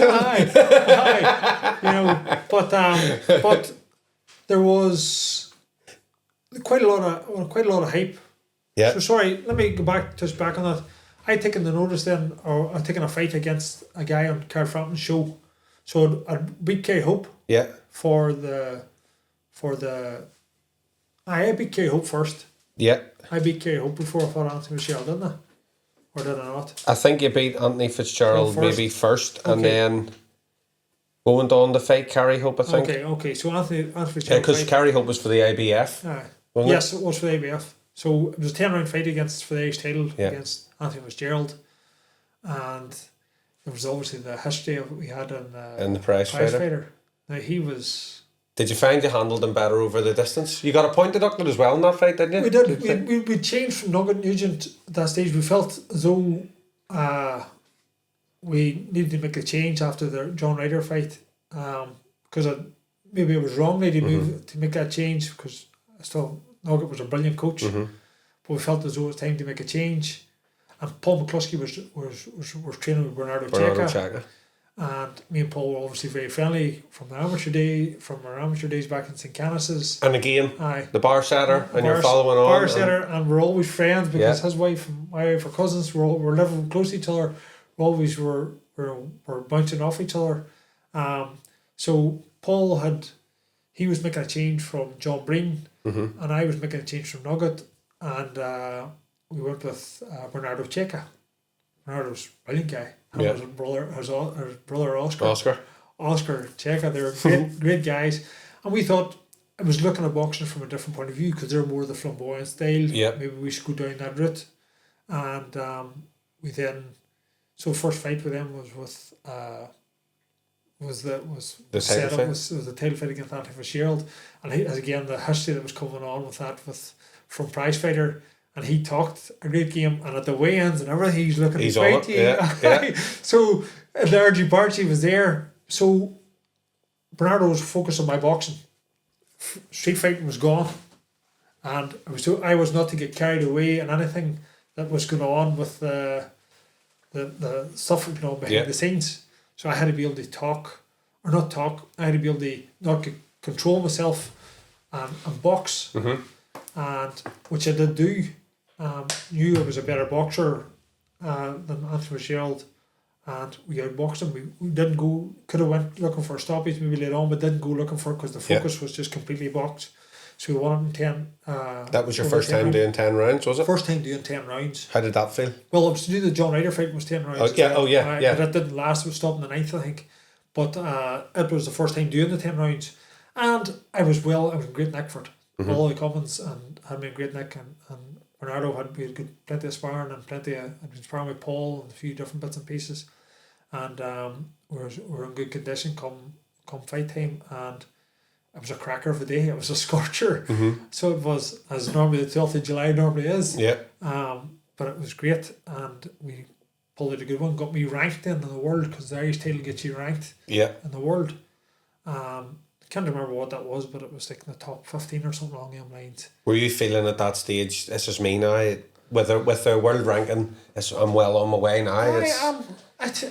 Opportunities are going to maybe come knocking. I probably didn't believe in myself enough. There's probably another regret. I probably should have tried to believe some of the hype, or created the hype and believed it. I don't know if I believed it. My focus was just on constantly pushing the bar up, and as I said, Paul McCluskey, he was fighting Amir Khan for a world title. He was the guy showing somebody from our part of the world could fight for world titles. So I then wanted to do that, and obviously Carl Frampton was selling himself in shows. So I then got to fight Kerry Hope for an IBF Intercontinental fight, and I remember it I was elevated from 8 to 10 to 12 because it was going to be for a Celtic title, and then for the it was international title, and the intercontinental title. Yeah. It was a 12-round fight, and I probably hadn't got enough sparring at that stage, and I wasn't doing the conditioning that I had been doing with Nugget, because a different style, they more into flamboyant style, easy going style. Yeah.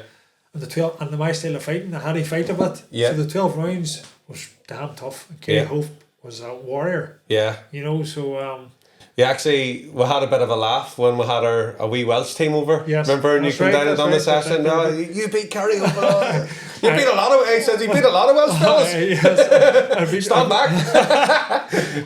No, they're good guys, and I'm glad the show went well for you. And but as I said, you said I beat a few. You beat Evans, and most of them are Evanses in Wales. But I beat an Evans in the Four Nations as well, and Commonwealth Games. But K Hope I respect him because I had fought in the undercard of him, and he'd won a European title, and this was fighting for a major belt. Yeah. And on a big show live on, and I don't know if it was Box Nation then. I think it might have been. I think it was Box Nation. And he was obviously cycling promotions, but they were just coming out. I think actually with Box Nation. They were cycling promotion, were promoting the show, and I fought a Varagiona then K Hope, and then went on to fight a Varagiona after that. Now, preparation hadn't gone as well as I'd liked for the Varagiona fight, but he was tailor-made for me. He came on with low hands, and he actually was game to fight with low hands down. So, to me, I like, if I get my timing on somebody, that's when I knew I could be able to, he could come, I could throw that bowler. Yeah. Now, it's probably the most watched fight of mine, because it's the thing that pops up. If you put in my name into Google, it's the thing that pops up one of the first. We actually done a wee video saying that you were coming on, and that was a clip. That's actually, that knockout's actually the clip that was on it, yeah. So, unfortunately, for him, I broke his nose, and it was quite a good shot, but it sold me really well. Yeah. I won a WBC Silver International title. It's going to be ranked in the WBC. Yeah. And it was good. It was pushing me. It was up them levels. So just for anyone that doesn't know, the WBC International Silver. Yes. That put you in contention. Yes. With the WBC puts you in the top 10 ranking. Top 10 ranking. Yeah. It's the same as the IBF Intercontinental. Yeah. So, we then took a fight on Car Fountain show after that. A Russian guy, I don't know if he was Russian or what his nationality, exact nationality, and I could stop a cut. And I realised that was after 4 rounds, wasn't it? 4 rounds, and I realised that I wasn't a good at Nick. Now, I was boxing well and I'd thrown a few good shots, but I wasn't as good at Nick as I was. And I thought I'd learned what I could off Bernardo. And don't get me wrong, brilliant coach, and I'm not saying anything bad about him. Just for me at that time, I felt as though I needed to make a change. And we felt as though I needed to get away because I was travelling up and down the road. Me and Paul were sharing lifts, and I think I needed to get locked away in a camp sort of idea. And we was asked which coach did I want to go with, and I had been over prior to that I'd been asked over to early on. I think this is before Friday. This was actually just before Prize Fighter. I was on drafted over to spar George Groves. Yeah. Down, he was getting ready to fight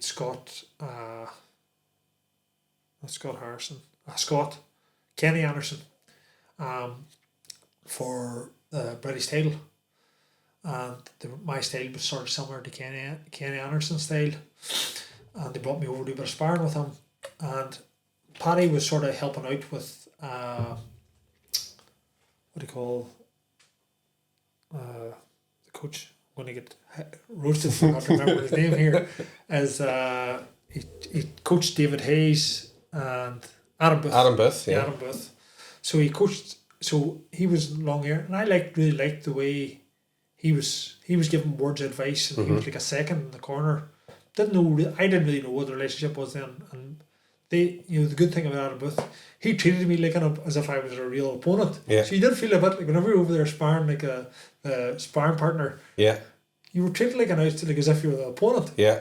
But I was able to speak a wee bit to Paddy, and I really liked the way he was, and I could tell he was knowledgeable. Yeah. So, and then whenever he was obviously training George Groven on his own, then that I knew he was able to be a legitimate coach. Yeah. That I was able to.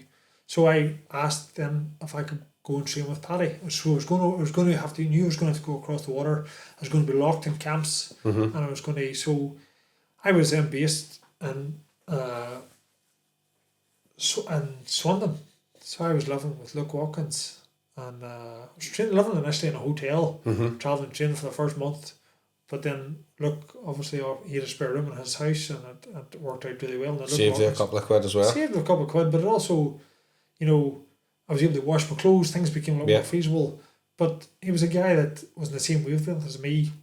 We got on really well, and I got on really well with everybody in the gym. And obviously, Paddy was Irish, so there was that Irish feel to it, you know. There's a good few others in the gym as well, and they were pros as well, and they had a lot of them had Irish backgrounds as well. Yeah. So there's Irish all over the world. Yeah. You find us no matter where you go. You'll find some sort of relation. Yeah. Far right. But there's the two of them they were black, and they were Black Irish. Yeah. This was Luke Watkins, and can't get his other name now. But they called themselves, they were my Black Irish brothers. Yeah. Black Irish brothers. So I said, got on really well. I'm still looking at them fondly, and still stay in touch. Yeah, I was going to say, they still keep in touch with them. We do. And like whenever you meet up with the old, you know, the Paddy Barnes and all that, because as if you've been bouncing off each other every day. Yeah. And I'll touch on that a wee bit later on whenever I retired. So I then went over to Paddy Fitzpatrick, and he then thought it would be good for me to make a statement over in England. So I headlined a show in Swindon. You know, wanted to get me a low enough bill that we could get to know each other. Yeah. As he would call it, he was very much into vibing. If we could vibe together and get to know each other, I could sort of try and work on a few things we've been working on. And we fought a guy who was quite a good puncher as well. He had me down in the first round. Yeah. But I got up to stop him. That was how many knockdowns? Was that the fight? It was a brutal showdown, but your hopes of a world title were fairly in mind. But there was like 8 knockdowns all in or something. I had stole the IBF Intercontinental title and WBC. I don't know by not defend them, did I vacate them, but I was still ranked in their bodies. So that was to get a fight to get me before we could look to get an eliminator or some sort to be able to fight for one of the major titles. So we got that show, and I knocked your man out, and it went down really well. And me and Paddy then vibed a bit more, as he would call it. But then that gave everyone a real insight to you, because it was like up and down, wasn't it? Yeah, it was. How many times did you went? He put you down once, and then you got him like 6 or 7 times. I was doing a lot because he was weak to body, but I actually, which Paddy was very impressed of, I put him down with a head shot because he was normally quite durable to the head. Yeah. Nobody did really. All the stuff that he'd been stopped were body shots. So obviously we'd work to the body, but also we were working on different shots for my progression. Yeah. And I caught him with a couple of few big head shots and put him down with them. So it got to the stage we were making a joke. He didn't know where to protect himself, head or body. So because he was sort of standing in the corner one stage trying to protect his body whenever the fight was nearly stopped. Yeah. He was sort of trying to protect his head and his body, which is quite hard to do. Yeah. So then we won that fight, and I think it sold myself to Swindon. I was getting used to Paddy's style and his ethos a bit more, and I was getting used to travelling across and living out a suitcase, if you want to call it that, and being away from the hardens the mind as well a bit. Hardens the mind, away from home comforts. So then we decided we needed to have a homecoming fight.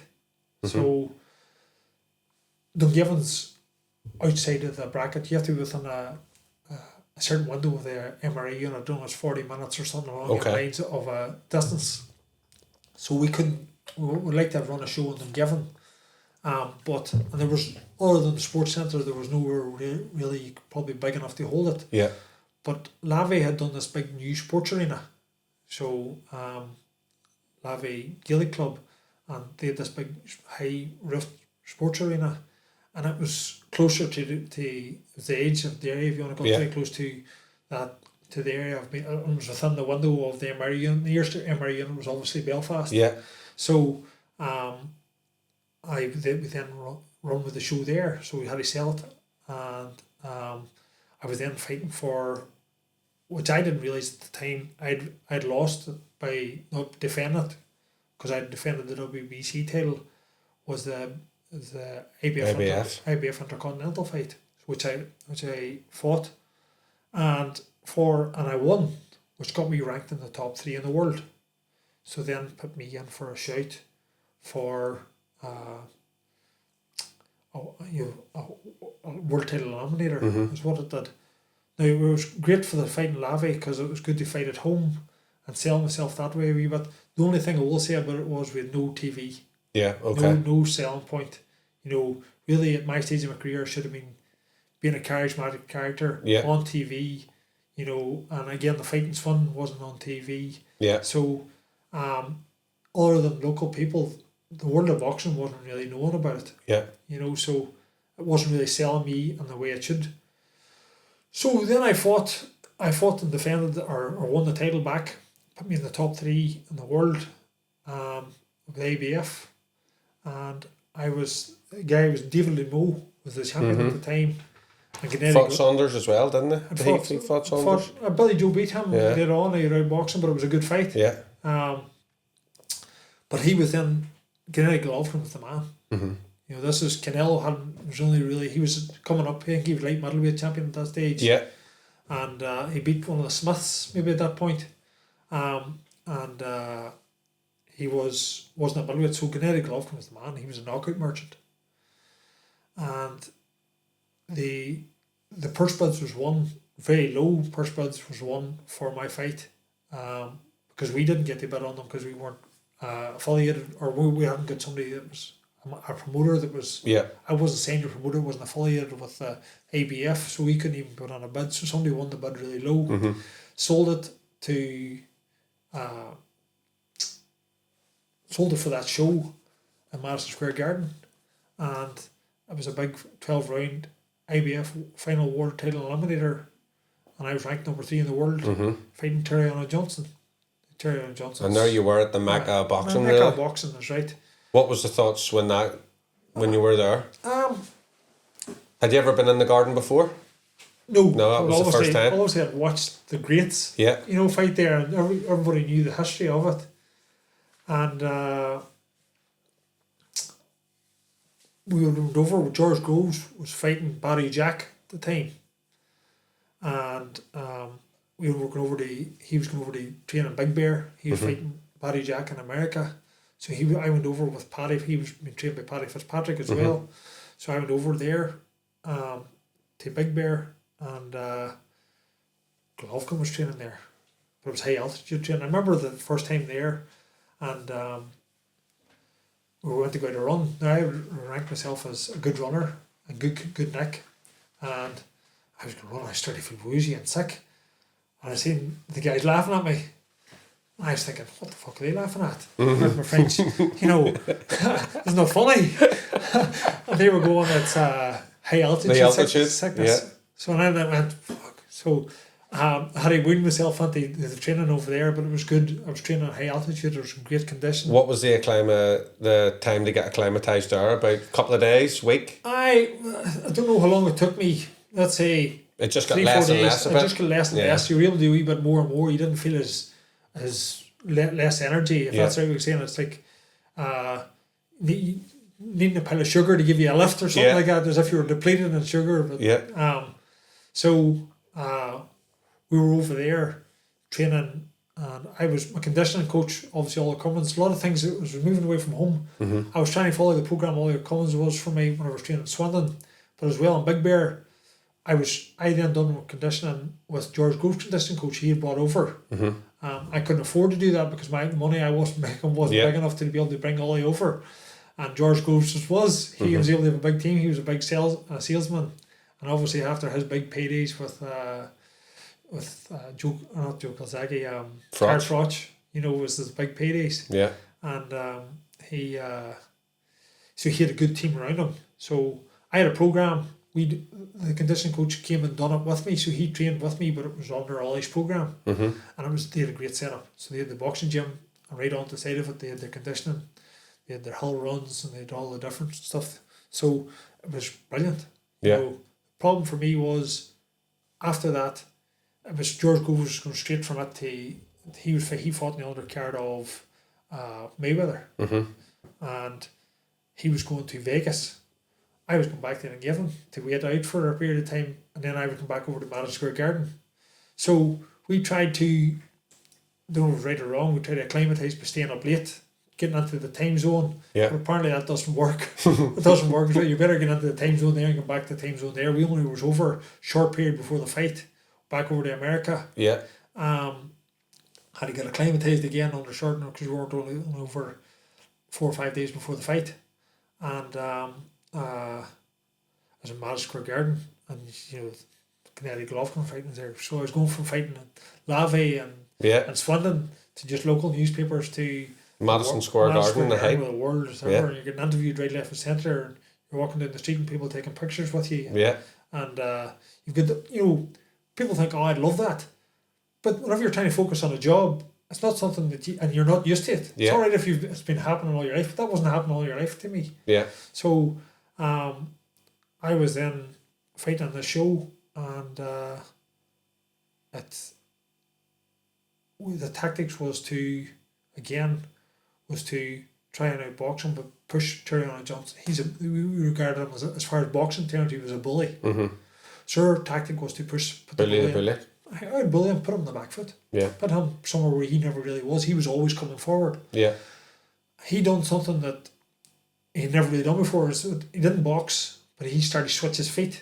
So I was coming forward with a high guard. I don't know if you had seen videos of me in the WSB and different bits and pieces before. The high guard was good. So he switched around the outside. And so to educate people that maybe are not, the closest point to your brain is your ear. Yeah. So he was hitting me. I was with this high guard, but he was hitting me and I was getting lightheaded, and it was as if somebody was shaking the ground on me, shaking the ring on me. But they weren't, obviously. And I was going down, I was like, couldn't keep my legs. He was punching my ear, which was knocking your equilibrium off. It was messing me up. I remember the first time you told me about that story, I just remember sitting going, Jesus Christ. Like, mad, but... So if you want to do somebody brain damage, punch him in the ear, because it's close to the point of the brain. Yeah. All joking aside. But that was... and that was done... He caught you early on with that as well, didn't he? He did in the first couple of rounds, and I went down 2 or 3 teams. It wasn't until the swelling had got up, and you can see the swelling throughout the fight. You can look at pictures, or I can send you pictures of the size of my head throughout the fight, or whenever the fight's over, you'll see the size of my head. That the swelling had got up, that the shots in the ear weren't doing as much damage, but he was still throwing them. But I was only really contesting the fight because my head was still woozy. I wasn't really focusing on the fight because I was... You were just trying to survive. Stay up. And it was my mentality. I was, if you get stopped, you're weak. It wasn't something I was trying to win a fight. I wanted to fight Gennady Golovkin for the world title, and which Eamon went on to win. He beat David Moore that night. Yeah. And but you'll always have that in your head as well, wouldn't you? Even in them moments for like the uninitiated and not understand, but it's like if I can just get him. If he just stops first, if I can just get him one. Yeah. It could flip the whole lot, and that's you hold on to it, don't you? I'll get him. But it's I think it's the competitiveness. Yeah. I think as a boxer, I think that's the great thing with boxers. They'll never give up. I know. And sometimes need saved then eventually from themselves. So should my fight been stopped? It's really hard to know. Some people have told me aye. And if you look at the side that says the swelling in the back of my head, you probably say aye. Did he perforate the eardrum? Perforated the eardrum. And as I said, my balance was gone. So as I said, it was a big hitter, but not as big as Gennady Golovkin. Yeah. And I had been with some good guys through the amateur days, and obviously George Groves was a big puncher. I was getting hit and I thought, these are not big punches, but it's as if somebody's shaking the ground at me. I couldn't understand it. and you're trying to focus on one on the fight, and it's all this to deal with. And again, you're in Madison Square Garden fighting across the world, live on TV across the world. So you've got all this stuff going on and all the pressures of it, and it was it didn't happen. I justifiably get beaten. I think through my thranness and my proudness, I lasted the 12 rounds. I'm proud to say I did. Yeah. But did I take damage that I probably shouldn't have? Definitely. You know. And Johnson's hands were fucking sore after it. Aye, they were. Because unfortunately I have a hard head, which is not something to be proud of, but I have. And I'm tough. But so lost that fight, put me down the world ranking. We get injured again after that, and we got to the stage of living most of my life. Been training quite a lot away from Nicola and the weigh-ins. What age were you at this point when you've... So I was 33. 33. 33. The 17th of October 2015. So it'll be 10 years this October. Yeah. And I wish I could turn back time and do it all differently. Sorry, so after the fight I got injured, and I was going to be working myself down, come back up again. I spent enough time away from Nicola and the weigh-ins, and I didn't have the money to show for the stage that I was at, and I was going back into the big bad real world and work. Now I had a degree and a master's, but thankfully my dad had a good business, and we were working at that, and I've helped to take it on, and that's so him and his my uncle Mickey and his son now Mark, we take on the business. So any concrete or reinforcement jobs out there, give us a shout. Yeah. We've worked in Fulham Football Ground, we've worked in Anfield, we've worked in Western Leisure Centre, we built the Royal Victoria Hospital, we do all that sort of type of stuff. So if there's any big jobs coming up and you're interested, definitely send me links to everything, and we'll put it below in the description where you can access it. 100%. So at the end, this is now a new challenge. So this is, I had to be a daddy of 2 kids. Thankfully I've got we wanted more children, and the immaculate conception doesn't happen. You're living at work, training away from home, and training away all the time, and training like a monk. That doesn't happen. So we wanted more kids, and we wanted to move on, and so we did. So thankfully I've got 2 more kids now. And we'll touch on one of them. Because you went from Kane to Eamon the midwife. The midwife, which is, put me in the ring with this baddest man on the planet any day of the week. Now, am I stupid to fight him? Probably yes, but it'll not really worry me that much. Other than me trying to think I need to put my punches together here. But put me down in that, nurses, doctors department, I'm a person who rubs you in the back and says, "You're doing a great job, keep it going." not to be the leader.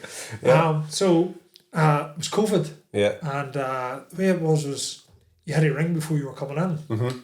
So we thought maybe we drank as well. We were, obviously this was our 4th child, so we knew what was happening. Nicola was trying to get all the surges and the feelings, so we rang him and said, "Listen, says Nicola Kane here, we're going to be coming in," and he says, "Okay, we're going to send out a community midwife." And I thought to myself, a community midwife? So we didn't really, you're not really thinking about the details, you're thinking this is happening. So we hung up the phone, and we were getting Nicola's bag. Our bag was ready, but getting a few bits and pieces. My mum was coming up to look after her kids, and that was, she came up to take them away. That's what it was, and so she had done that, and we said, "No, this is happening here." So we rang back, and they said, "Oh shit, we can hear the noise in the background. We're going to send out an ambulance." So we lived, if you imagine, between Dungiven and Feeney, we lived halfway off it, off the main Feeney Road is called the Feeney Road. Pardon me. But the road we lived on was the Feeney Road as well. Why it's called the Feeney Road, I have no idea. But to get to it, you drive past or sat nav to get there, it takes past our road, and you go up a laneway, but that laneway is non-existent anymore. It used to be years ago, it used to be like an old laneway. So they were going, got to Dungiven here, where do we go? And I was given directions to the ambulance, where to go. And they were giving me directions on what do you see and what do you do. And I remember them telling me, get a towel and take out your shoelace and get a pair of scissors and or a knife or something along those lines and get a few other things. I was thinking, you're thinking, what the hell am I getting this stuff for? I'm not going to do any of this crap. Yeah. You know, that's what you're thinking. Yeah. All joking aside. And so you're hoping the ambulance. Can I not just keep rubbing her back to these guys? Aye, get some rings, somebody else. Get them here ASB. You don't need a helicopter. What do you need? Make it happen. So I was then. They were giving me directions. What do you see? And I'm saying obviously the waters are breaking, and you get a towel and you get everything out. And I'm coming and giving, turn right. And I'm saying once you come past 2 roads and you take another right, and they're saying what do you see now? And I'm giving this and. My house was up in the height, so you can see the main. So I'm sitting on the height here, and you can see the main road down there. I could see the ambulance was going past our road because the window was open, and I was trying to give directions, and they were going. I said, "Listen, tell the ambulance to stop." So I don't know whether they were giving video or voice or they're typing stuff up for them. Still don't know, but they were delayed in turning, and I tell them to go back and take a left. Then things started happening a lot more. So, not to be as graphic about anything, but the ambulance got to my house. We're coming up the stairs wherever Holly, her daughter, with 3 boys, and we got a daughter, and the last one, her head and shoulders was out. So, they thankfully come up and talk me through the rest of it. Now, I'm privileged to say I done it, but if you had told me before it was going to happen, I'd say not. Not the slightest chance of that one. That's never going to happen. But that's everybody thinks as well. I don't know what would happen. But you just, like everything, same as in the boxing. Fight or flight. Fight or flight, and you find a way and you just adapt and overcome, don't you? That's it, adapt and overcome. Very good, yeah. And, class. So what was after that? I'm sure you needed a wee sit down. Aye, definitely, aye. So they took us to the hospital after that. Yeah.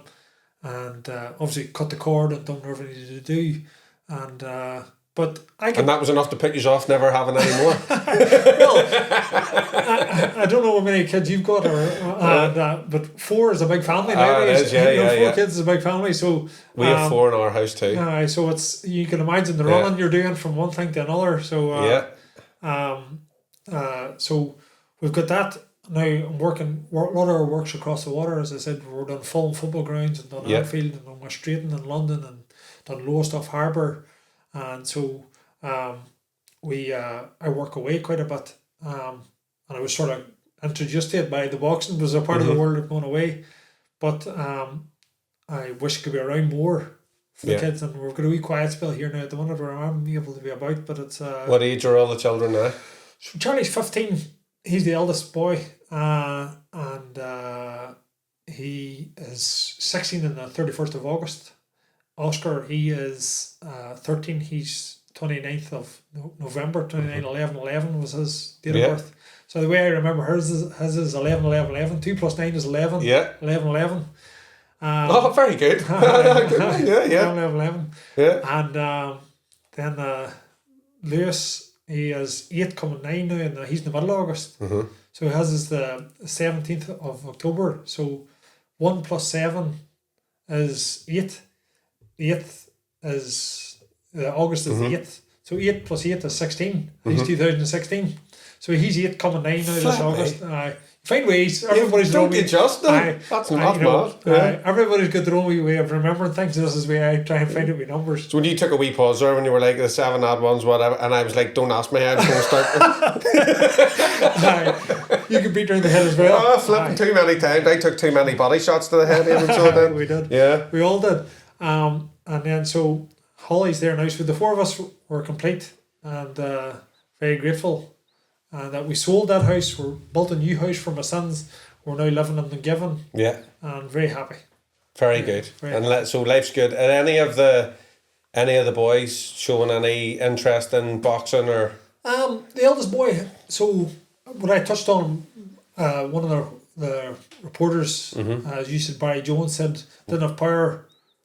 I believe I didn't have I was strong and I punched you hard, but I didn't have that knockout power all the time. The eldest boy, Charlie, I call it gifted. Yeah. He has the equaliser. If you hit your jab, you're going, oh, I can feel that. So he has the equaliser. He has the power in his hands. But I don't know where. So the thought was they were never going to take the punishment I did, and keep them away from that. I always had in the back of my head, it'd be good for the kids to learn about self-defense. And it is definitely in today's world being a lot crueler. Yeah. I think it's good to be able to do it, and I still would push it.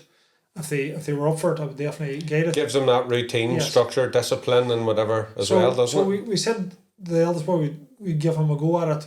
Now he was 12, and the St. Canice's Dungiven club is no longer in the day board. They're in the Antrim board for some reason. And they are, his first fight was in the Antrim Championships, which I should have known better, was against the Irish finalist from the year before. He was beating the Irish finalist, so he's a talented guy. And he had his fight. He was doing okay, got caught a shot. Now, as I said again, everybody's a plan to get punched in the face. Yeah. It takes a while to get used to knowing how to get punched in the face. So I think that is a big thing. If you want to get your kid used to boxing, get him to it early, because it takes a while to get used to getting hit. Now, it doesn't know, being hit in the face is quite graphic, but even getting just shots, getting contact. You get in contact. And when they're younger, they don't have kind of that the fear factor or the element of going, you always feel that worry. You always feel that was sore, but when you're young, you've super, I don't know, you're like super shielded, everything just bounces off, but you've less cares, and if other people are doing it, sure, it'll be okay. Yeah. And relatively that's the way it was for us, I'm sure. So the eldest boy get stopped in his first fight, which I should probably know in my knowledge. I should never let him fight. He had done a fight in the yearly show and the home show, and it was a close fight. I thought he could have got it. Went against him, and he says, "Daddy, I don't want to box," and I says, "That's okay. Yeah, you can't make no somebody do. Not boxing, combat sport is not a sport that you can make people force them to do or push them into a bit more." So he didn't want to do it. He has come back to me a few times since and says, "You know what? I wouldn't mind giving that a go again." One or two losses doesn't mean it's not for you. No. I mean, you touched on Paddy Barnes. Paddy lost, was it like his first 12? First 12 amateur fights, if I'm right? I lost a hell of a good few fights as well. Yeah, we all take them, and it's the same in life. It's just you'll secure the deal, or you'll not get it. Someone else will get it, and that's it. But it's all a learning curve, and it's not mean to say, especially you'll not get that opportunity. Like I didn't get the 2002 Commonwealth Games, but I got the 2006 one. So 4 years later, it might seem like a long time, but it passes really quickly. I'm 43 now, and I still feel as though I'm a 20-year-old. Yeah, and that's good. Mentally you're thinking, I can still go do it now. Physically, I know I can't. That's it. Until you do the warm-up, and you're like, oh, Jesus. But it's I definitely think combat sports are definitely good to you, and boxing, obviously, I think it's a very good disciplined sport, where it's got especially nowadays, it's got its nutrition, it's got its conditioning, and it's got a skill factor, and it's got its toughness factor as well. So I think it's good for street discipline as well. Yeah, 100%. Not that you're ever going to, I'm sure you're the same. Whenever you were training boxing, you ever thought, I'm going to go down and start throwing punches all around me? No, it takes that away, because you don't. You prove enough of yourself in training. Not that you need to prove yourself, but do you know what I mean? As a young lad growing up, you probably do. Yeah. So, but I think it's good to be able to go on to do a combat sport, and boxing was obviously my sport, so I definitely advertise it. The second man's no interest in it. The first man touches on me now and again. We wouldn't come back. Maybe we'll do a few pads. I says, listen, I pushed you into it the first time. If you want to do it, you'll work it that you get to do it. The third man, he goes to a martial arts. Good. With a physio that he used to go to, which is great. Good. He's a lot of ability and very good at all the sports. So I think if we got him to boxing, they could be good at it. But again, he has to ask that question. Yeah, he has to want it, doesn't he? And Holly's 4, as I said, she's the boss of the house. So she might be Katie Taylor. The ironic thing is, you'll probably find she could be the one. It's like in our house, so all the boys didn't get them into it solely to go in to compete, but for the same things, learn how to stand up a wee bit, be confident, and just have a wee bit of ability and belief in yourself. That's why I put them in. They all went on and competed and stuff. But the wee girl now, she always, I'll want to go boxing, and I always put, you don't want to box off, and then I train girls. I'll let her train, Aye. but she went to the gym. She had no interest in going to the gym to be fit or just. She was going to the gym because she wanted competition. Right. She went on. She's won a couple of. She won 2 national titles and interim Ulster titles and whatever, and boxed in Sweden and been away and. But that's what I say to her, especially in the hard times, because it does get tough. Because when we come in here, it used to happen with the boys too. But she and I had divorce. Aye. It's like I'm your coach in here. Yeah. And I might say things or I might push you a wee bit. You'll not like it, but that's it. That's the game. And I'm not your daddy in here, because it's no good me being your daddy. Because if I'm going to melody you around you, you're not going to push yourself to the extremes. And that's what I have found as well. It's like you have to be able. It's hard to be the parent and the coach too. But I don't know. It's maybe the mental side of me. It's like I can cut it off when it comes to that. Very good. Because even in fights, a couple of our Irish finals and stuff, it's like you're looking, but you always go. The other ones have been kept in here. They're all right. This isn't too bad, but but when she won her national title, that was the first time ever, where she had boxed this girl 3 times, and you know boxing. Yeah. She beat her the 3 times. Yeah.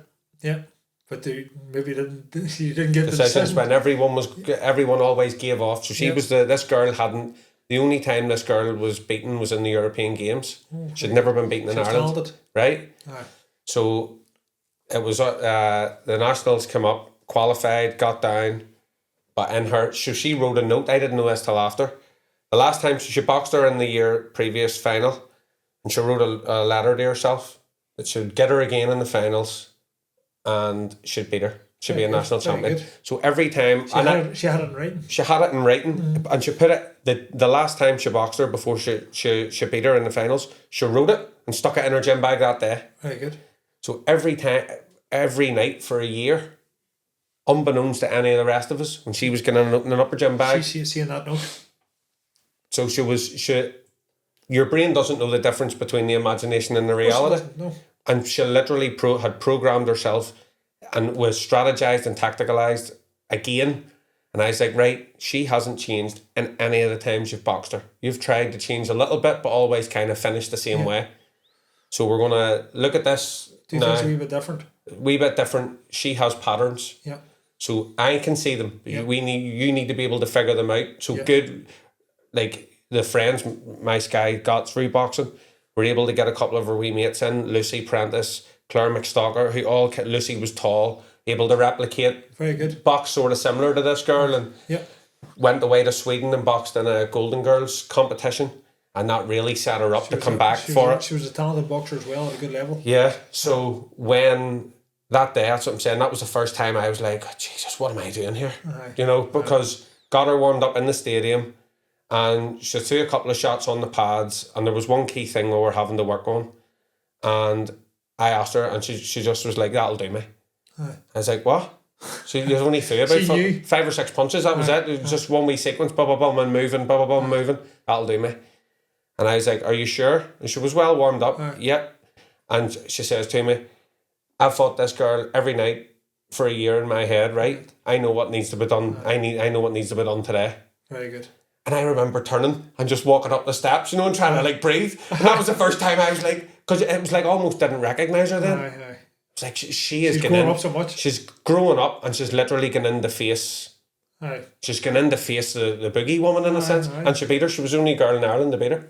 Very good. And then after that, that's what I said to Sky. It's like the spiral after that has shown, because that instilled belief in a lot of the others. Very good. Because then she's been going on to been beaten after that. Well, is the Paul McCluskey for me showing that somebody from this area or this club is able to achieve things at a high level above what people believe you can achieve. Yeah. You outside of this area. So that's exactly what she was doing for others. But she's the one she's flying with the boxing. So just what your wee girl could.